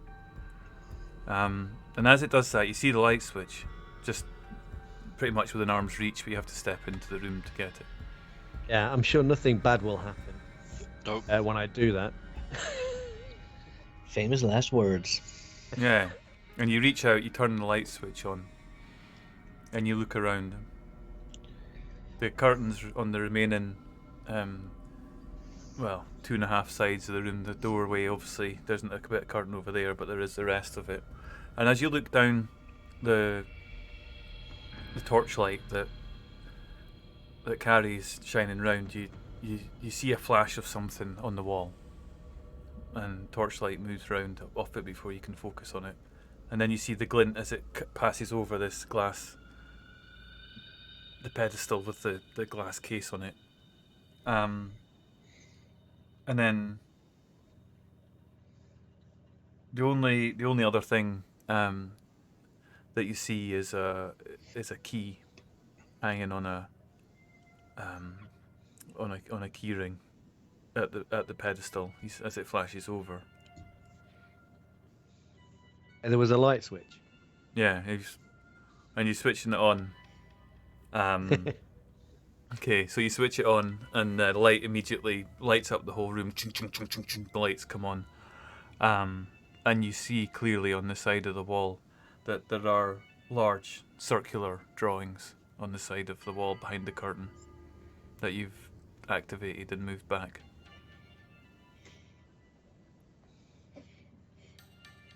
Now Eddie didn't see the markings that Connor and Colin saw in Becca's apartment. I didn't either. We did draw you something that looked similar Does to it? it. That's right, they did. So, a quick glance at these drawings on the wall. Are they of a similar kind of pattern, like design? Obviously not Absolutely. identical. Not identical, Right. but you can see that there's a similarity in them. There's So definite they're similarity. kind of geometric shapes and stuff. They're not. Uh-huh. What? This is a lot fuck? clearer. This one. This one isn't smudged. Oh. The only one Let's in the not room say- at the moment is Eddie. Make my way over to the glass case in the middle of the room. You say there's a key. Yep. As he does, I'll step in behind him as well. Yeah. Start looking around the edge. As if he's going to the middle, I'm going to look around the walls. There's a document sitting inside the case, Eddie. It looks very old. It looks like some kind of old bit of parchment or a book that's kind of on display. And at the top, as you cast your eye over it, Yeah. yeah, it says clearly the laughing hyena along the top of it. Ooh.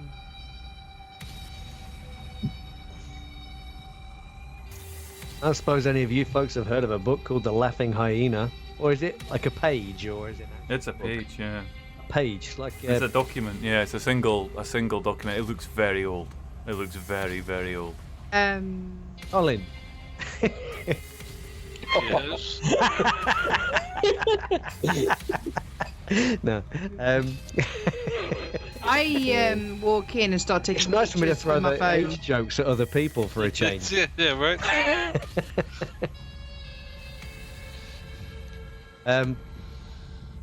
I take it it's locked, this case, and this key is hanging there. Yeah. But it's glass. Smash. Key. I don't need to smash it when we got the key. Does the key fit into the glass case? You Is might there be a through the lock on the hatch. glass case? I mean, this thing looks real old. It's probably really expensive. You reckon that this looks like a fairly sturdy key, far too big for a small glass. And you can see that you can lift off this. There's no lock on this glass case. You can just lift Oh, it. okay. But the key itself is far too big. It's an outdoor key. Colin, you recognise that? Okay. I grab the there key off any- and throw was it there a- towards. Was there a keyhole on the Colin. hatch? Sorry, not on the hatch. There wasn't one on the hatch, but Nearby. Eddie, you lift off this. Look at this, or do you just look at it through the glass? I'm looking at it through the glass because I'm thinking it's really expensive, probably. It looks really old, and it's in this glass case.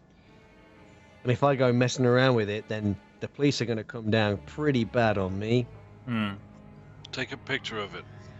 Taking pictures of everything in the room on my phone. And yeah, Colin's suggestion, I'll take my phone out and take a photo of the laughing hyena. I was almost This guy thinking you is- were going to call me because I'm a celebrity and we. Oh, yeah.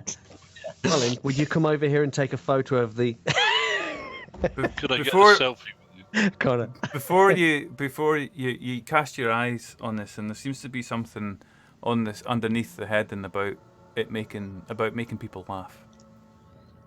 The text, and as you cast your eyes over it,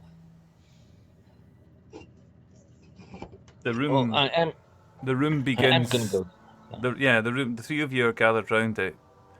The room begins to buzz, and there's a smell of sulfur suddenly Where's in that? the air. Nope. Yeah, step back. Yeah. Is that some kind of alarm? What the fuck? And then, I dash out of the room. You guys touch something? and as you turn round, as you say that, the wall that you took the curtain off begins to light up, and it glows, and another moment passes, and the large drawing on the wall lights up even brighter, and there's a crackling, and the buzzing sound. What? The buzzing sound turns into the sound of applause, and you all hear the sound of applause. Carrie, you burst out the room. Because you were closest to the door.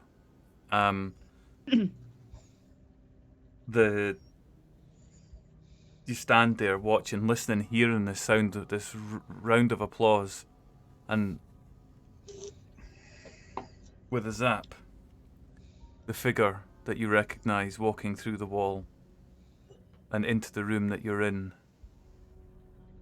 Brian Tobler. Oh. Ooh. He comes out of the gate as if he's coming onto stage. He is waving to the loud applause. Before you can do anything, he starts telling a joke. His voice, loud, strong, penetrating. The voice gets inside your head. It's funny. It's very funny.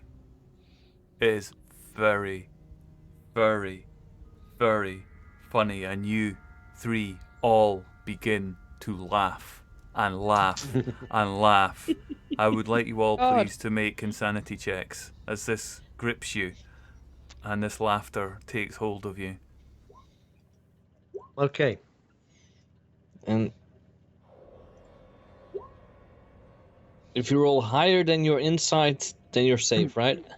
If you roll high in your insight, It goes Then I'm up. safe. oh, you're not safe. It's the opposite. Yeah. Oh, So lower you've it- got 2 and you've rolled roll- a 3. You take 1 more point on that track. You need to roll low. You want to roll a 1. When it Oh, comes to yeah. insight, you have to roll under your amount.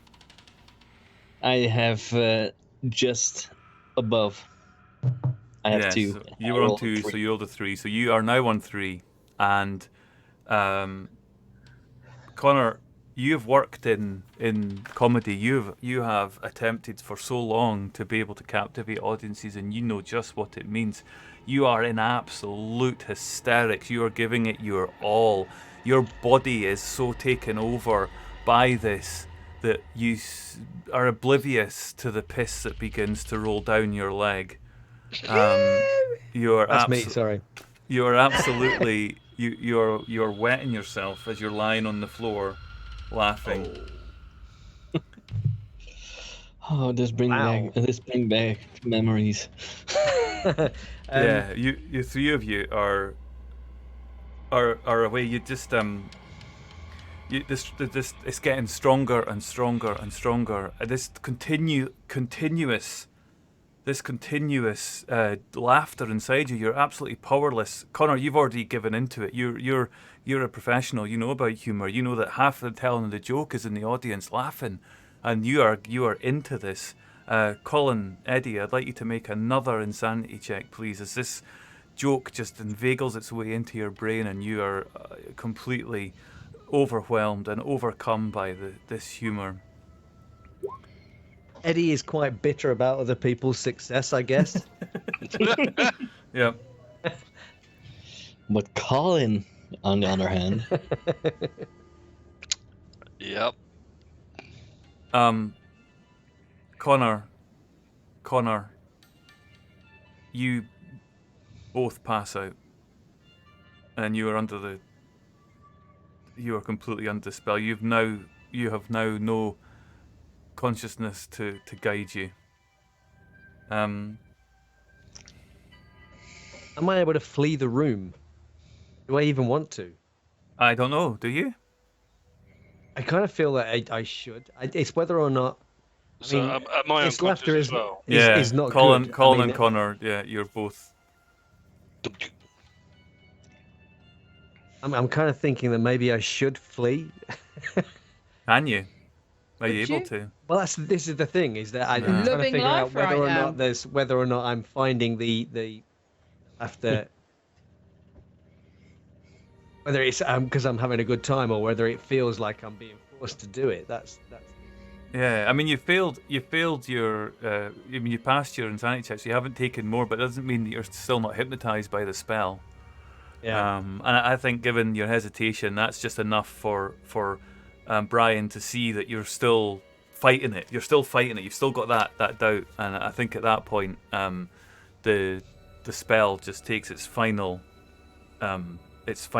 like surge. And although you're not affected by it, you are still you're still unable to fight it. Given your hesitation, you just gave Brian enough time to increase the strength and the potency of that, and you two are just oblivious at that point, and you fall unconscious. Your hesitation costs you, and you fall to the floor. You're already on the floor, doubled laughter, but you just black out.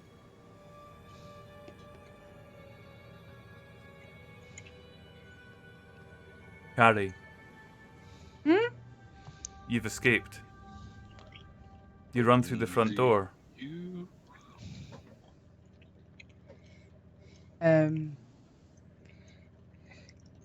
You get into the car. Could I get you to make an insanity check, please? Because you still hear this,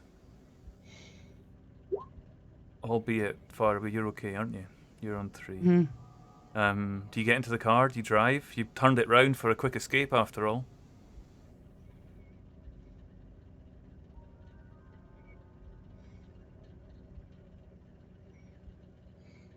I think I would try and drive away till I can get a phone signal and then phone the police. Yeah, you drive. Shit. Oh, would I? Yes. The key Yes. the key No. turns in Yes. ignition. The car starts up straight away. The gate's already open. You drive down and through the gates. You are driving with not a thought, not a care. You're driving down Yeah, this don't road, look in that rear view mirror. and you just even though you've left, you're fight or flight, and you've flown. You're driving back down this dark. There's a point you actually realise that you haven't even turned the lights on, and you've just been driving in the dark. You turn the lights on as you start to and you follow this road around and just want to get out, and you think that maybe driving up would get you a signal, and you drive to the top of a hill, and you're still not sure what's going on, but you look at your phone, and your phone bing, bing, bing, and it bings into life again. You're not sure how long you've been driving. You don't know. You can't remember. You look at the clock. You can barely focus on it.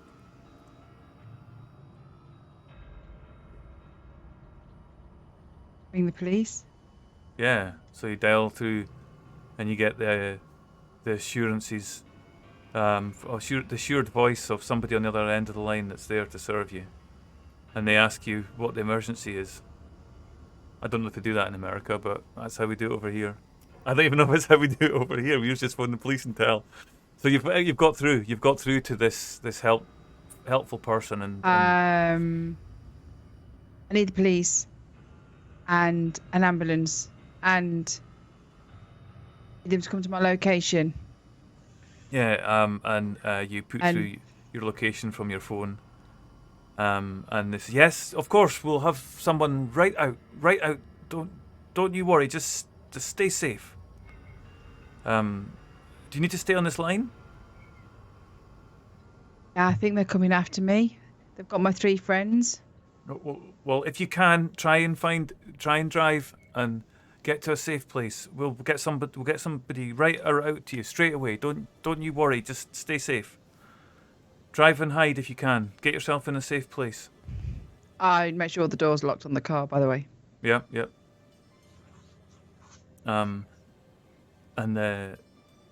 So you lock the car, and the engine's still running, and you drive down the hillside.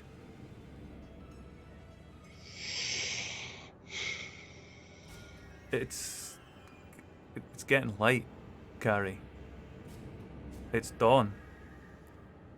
You drive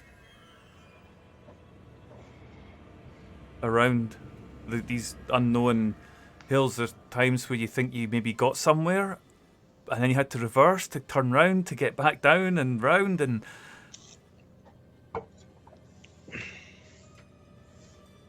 you realise that the only way off the mountain is down the road that you came up, and past the house.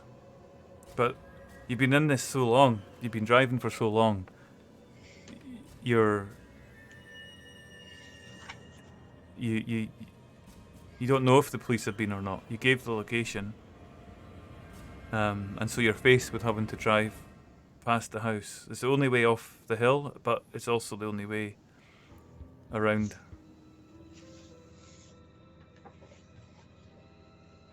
What do you do? I think as it's becoming light as well, I would go back. I feel a bit braver. Yeah, the light begins to dawn. You don't know how long you've been driving for. And you arrive at the gates again. They're still open.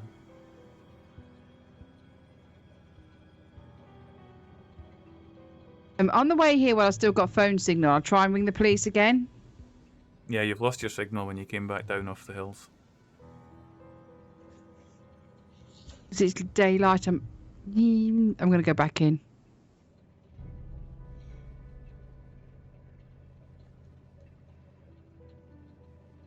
Okay.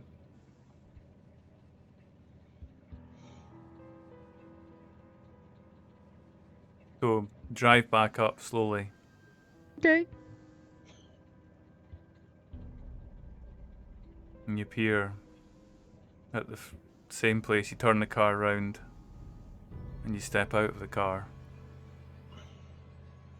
The lights are back on in the house, and you see the two hyenas staring at you through the front in the hall.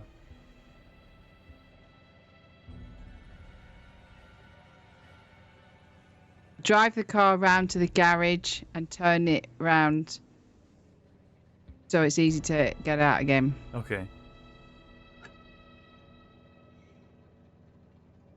You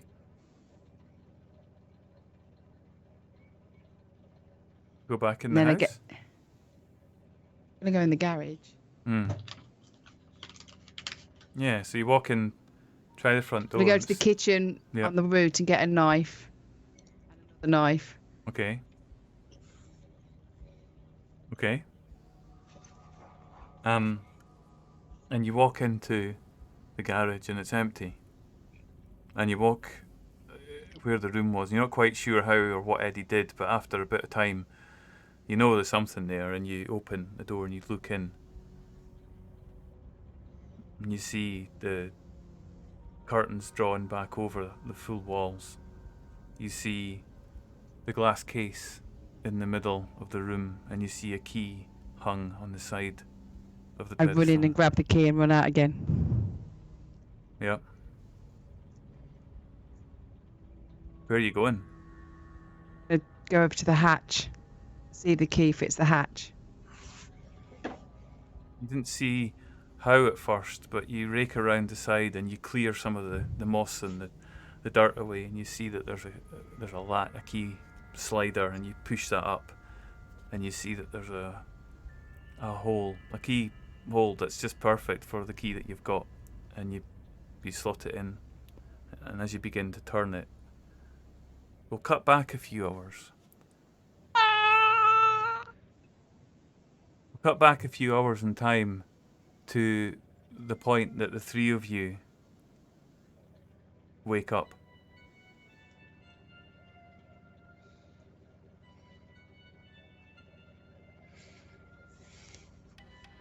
You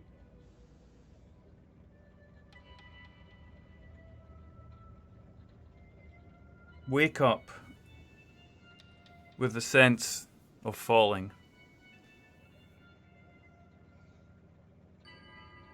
There's something about the speed and momentum as you crunch into a flat position, prone on the ground. A chute of some description, and you smash into each other in a heap in the bottom, and it's that momentum, that awareness as you fall down this chute, as you land on top of each other. And you come through, you come round, each of you, your eyes begin to come back, and you're on the ground and you're just in a pile on the floor. Lying, your senses slowly coming back. Your shoulders hurt, your arms hurt, your head hurts, your legs are sore, and you begin to sort of settle yourself and roll off each other. And you hear thunk, thunk, thunk as the heavy boots come down the metal rungs of a ladder, and somebody approaches you.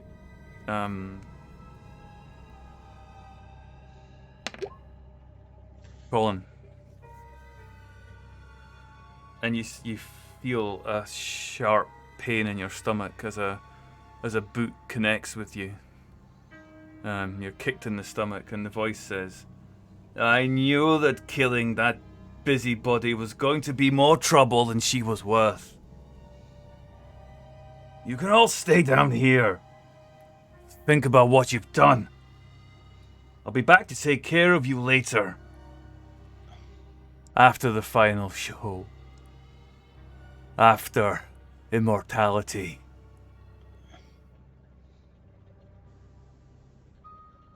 He climbs back up. What? Closes the lid. And just as the last part of your consciousness begins to come through and your focus, you realise that one of the things that you're lying on, Connor, is you reach up to try and push yourself up and get up. You put your hand on a bone.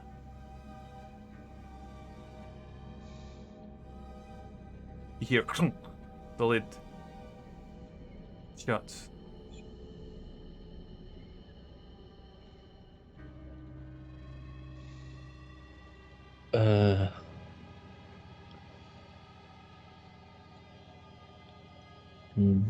What happened? Where the hell are we?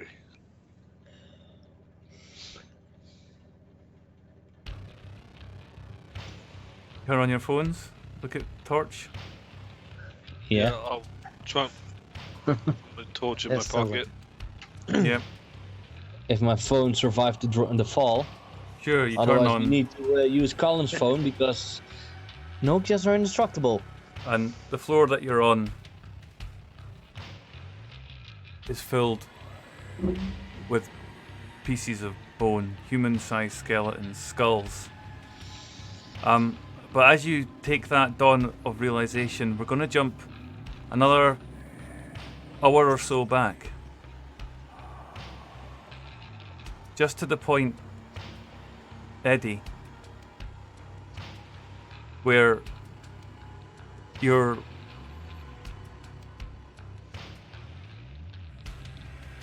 in the room still, and you come to, you don't see the others around you, but you're still in the room, and you see Brian Tobler looming over you, black, the glow of the wall still lighting them, illuminating them, and he walks up to you and he kicks you really hard in the stomach, and he bends down, he basically sits on your chest, and he's looking right down at you.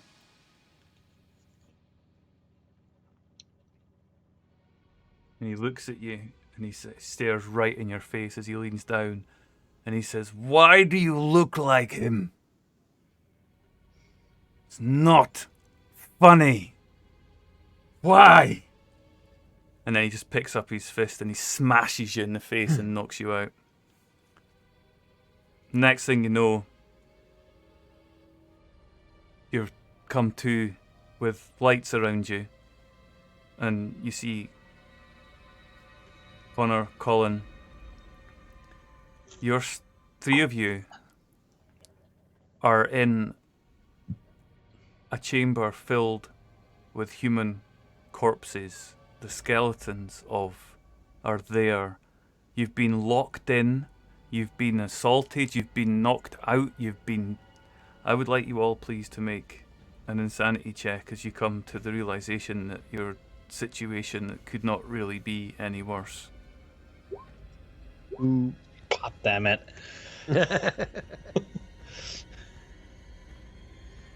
Colin's been here before.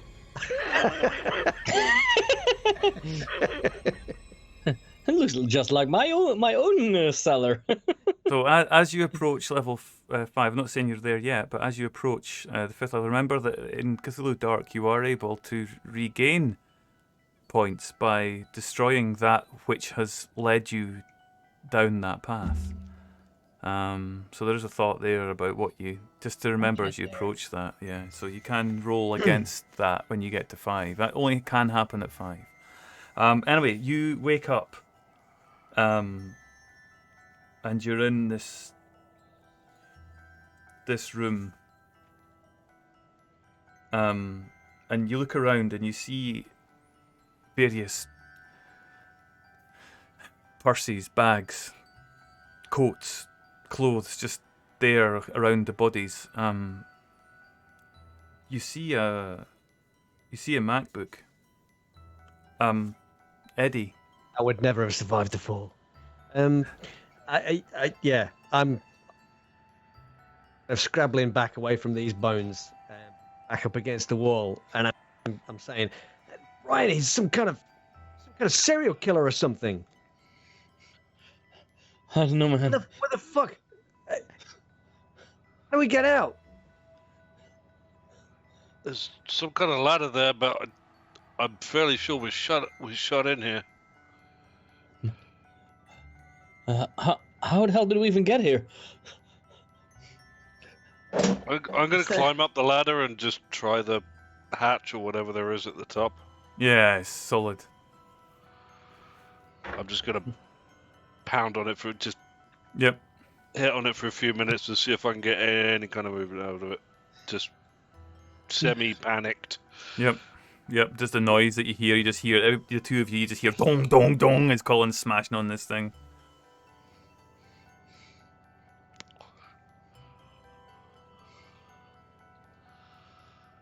Eddie, Jesus. as you're looking around with a torchlight from your phone, you see something which brings back memories of Becca. There's a MacBook on the ground not far away from where you've backed up to, and on it there's some flower stickers. You remember these from Becca. She had these on her in your house. She had these stickers around the bed. These were just these little flower stickers. Shit. I scrabble over to it. I know none of these bones are Becca's. The top. It got, well, can I power it up? Does it switch on? Is it charge? Yeah.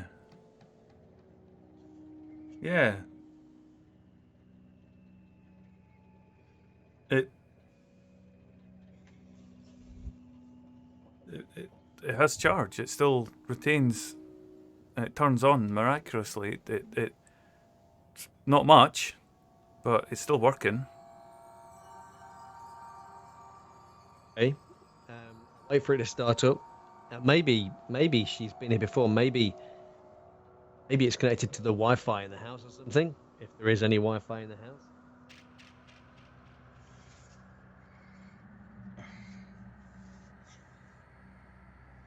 Yeah, no signal, but there are files on this, but you're in no state to look at it. And just as you look at it, the light from it begins to fade, and the thing tells you it's shutting down.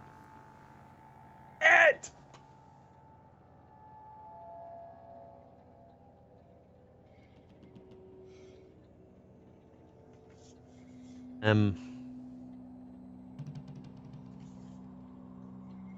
Would she have normally kept it in a bag? Yeah, in a case, yep. No way to plug it down. Is there a bag or anything that may belong to her? Yeah, not right next to it, no. But you look around and there's bodies everywhere, like skeletons. Yeah, You I'm just... scrabbling around through these bones, desperately looking for Oh goodness, yeah. a laptop bag. Yeah.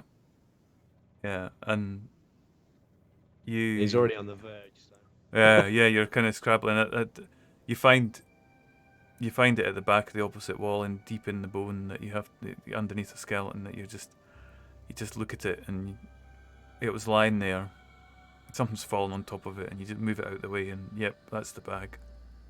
No doubting that this is Becca's laptop. It's the same bag that she had when she knew you.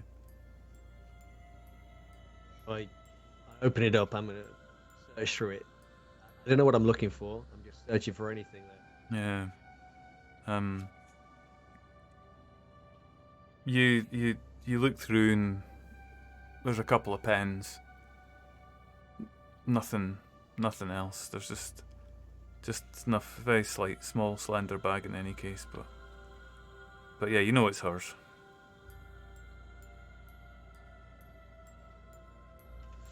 Take one of the pens.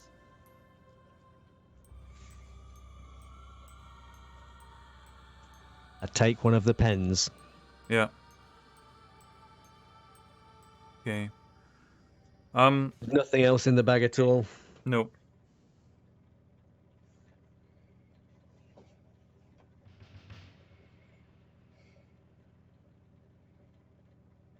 The other thing you notice as the focus becomes, your brain just becomes a little bit more back, you all three of you, and particularly Eddie, as you're scrabbling through, you notice that actually your hands are black as you've been raking about in these bones. And you notice this, and as you're just looking at the thing, the light from your phone, as you go to move it, you see your hands are black, and you turn your light round again, and you look at these bones. They've all been burnt. They've all been carbonized.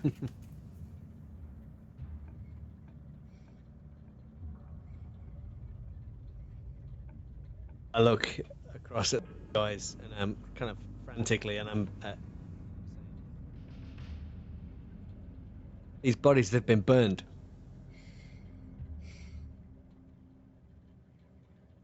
Yeah.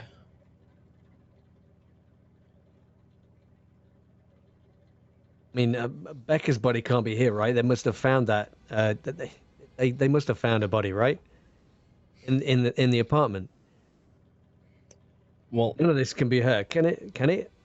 if they must have found the body in the apartment because they said she was burned. How else would you know that she was burned if you didn't find a burned body? I kind of sink back against the wall, and I kind of breathe a sigh of relief, knowing that this isn't her. She isn't here. And I think maybe he starts crying as well. The scene progresses unbeknownst to you, stuck underground, but you all begin to slowly regain your faculties and return to a semi-sense of realization that unless something happens, you're either going to be killed down here or you're going to be left to rot. And at that point you hear the sound of the key. There's a latch, and the latch moves. Carrie, it's early in the morning. It's light outside, and you open up the hatch, and the light streams down, and inside you see Connor just below the hatch. He's looking up at you. In reaching distance.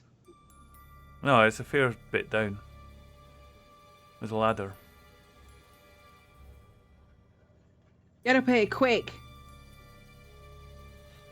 Carrie? Just get up here quick. We need to go. Carrie? Hey, what are you Come on. doing here? What? Guys, the hatch is open. It's scary. I say, you've got to get up here quick. And then I turn around to make sure that nobody shoves me from behind. I immediately climb up the ladder. Yeah. I move over to Eddie and kind of haul him up and push him towards the ladder. I grab Carrie's MacBook in her bag, Mm-hmm. the ladder, and start climbing it. You mean Becca's? I mean, yes, not Carrie's bag. Obviously, that would be weird. So you climb up Becca's bag. into the daylight, your eyes blinded, your Just body's before we sore. leave, Mm. I take a picture of this in my camera. Mm-hmm. And as we're walking away, another picture like 10 yards away. Mm-hmm. Just Taking Of the pictures of house. the for a bodies. bit of context. Mm-hmm. And location, of course. Yeah.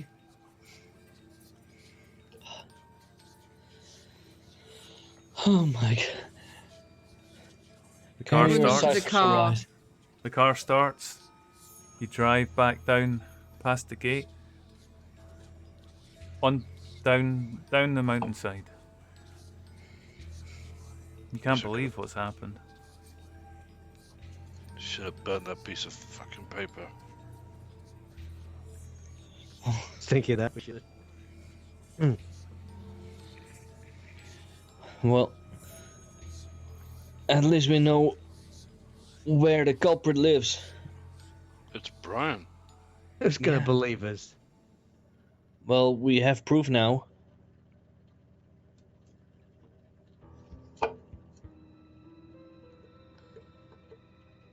You saw what he did to us. Yeah, but it's the word Well, of he said three of something. us. He said something. What? Said something about being immortal. Immortalized. I don't know. He was final act. Yeah. That's something. well, One more I performance. don't know what he meant. Immortalized can mean a lot of things. It can mean immortalized as in known throughout history. But or having a statue or like a building named after you, but I don't think that's what he meant. Whatever he's up to is a lot more bad. Wait a minute. Said something about why do I look like him? He's talking about Ares, right? He's talking about Rafe. well, who else looks like you? My brother. Me mom, me dad. Me, my mum, and me dad, and me gran. Wait, we got his number, right? We got Ares' number. Is in Becca's phone, isn't it? Hmm. Yeah. Was it a mobile or was it his office phone? At both. Both? I got a signal. You will do soon enough when you get off the mountain, and which happens as you've been talking and driving, as Carrie's driving you down.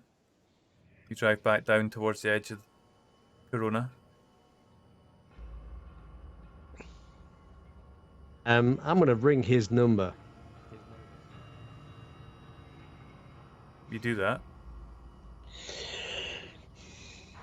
and it rings. Oh, And why it rings. why does my pants feel so clammy? The ring. College shuffles must a bit have- to the side. You must have Ring. sweated a lot. The ring gets interrupted halfway through, and that's where we'll end for tonight. Ah, What? We're going to have to schedule A in. three-parter. Oh, I'll have to do some wiggling about. Yeah, we're going to Yep. have to find another. Angie, you're right. This will be a month, more than 2. Oh man. I'll have to do some wiggling because the Nice. next. It might be a wee while. You can't hear you, Ange. Yeah, it's about October, I think she was saying. Yeah, I might have Is to the do some next Free wiggling. Friday. I can rearrange some stuff. We'll work it out. I'll do it tomorrow. Oh, we won't play tomorrow. No, I'll work out the soon. schedule. Because tomorrow, Tomorrow I have my own stream. and tomorrow Yeah. we're also playing Dungeons and Dragons, I believe, Yes, we are. here on Infinite Monkey Tales. Absolutely. Oh, I never changed it to. I just realised. Oh, well, there you go. I'll do it now. There you go. It's just us. Let's be on that one. Hey, it's fine. Blisters. So that's it, guys.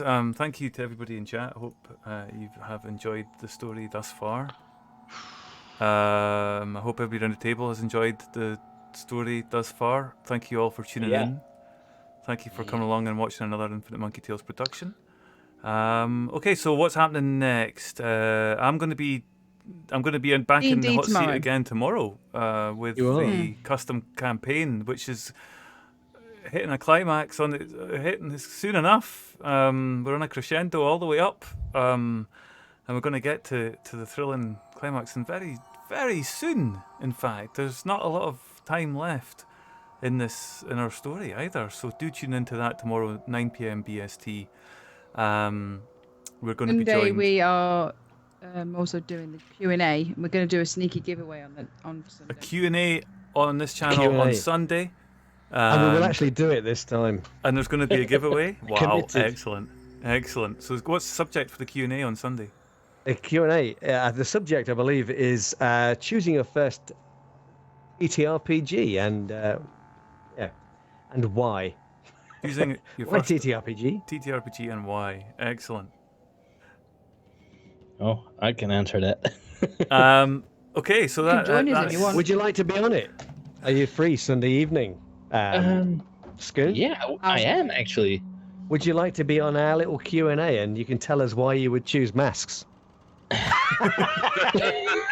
Well, it is one of my favorites. Yes. So excellent. otherwise, it's going to be someone like me in there. To be fair, it could be you as well. You could tell us why you would choose. The cast is now expanded and will be on. Thanks very much, you all. And so that means that the next time you'll find the three of us here to my right on screen will be tomorrow. And then, Scoon, are you streaming tomorrow yourself? Are you going to be on your channel tomorrow? No, tomorrow on my channel I will have our Masks game, which will be partially Dutch English, but we are already at issue 8, so we've been busy for quite a while now, but it will be fun again. Yeah, excellent. So do jump over there and give Scoon a follow as well, and check out what he is going to be up to, and then rejoin us on Sunday for Saturday for D&D, Sunday for Q&A, D&D. Woohoo! and we'll find out when the third part and possibly the final part of this thrilling episode of Cthulhu Dark will be. So thank you to everyone at home for watching. Much appreciated you coming along and spending some time with us, listening to us spin our fantastical yarns. We'll be doing lots more of that in IMT. So jump into our YouTube, jump into our Discord, and we look forward to seeing you again here on this channel very soon. Cheers, everybody. Bye-bye. Hey. Bye! Bye.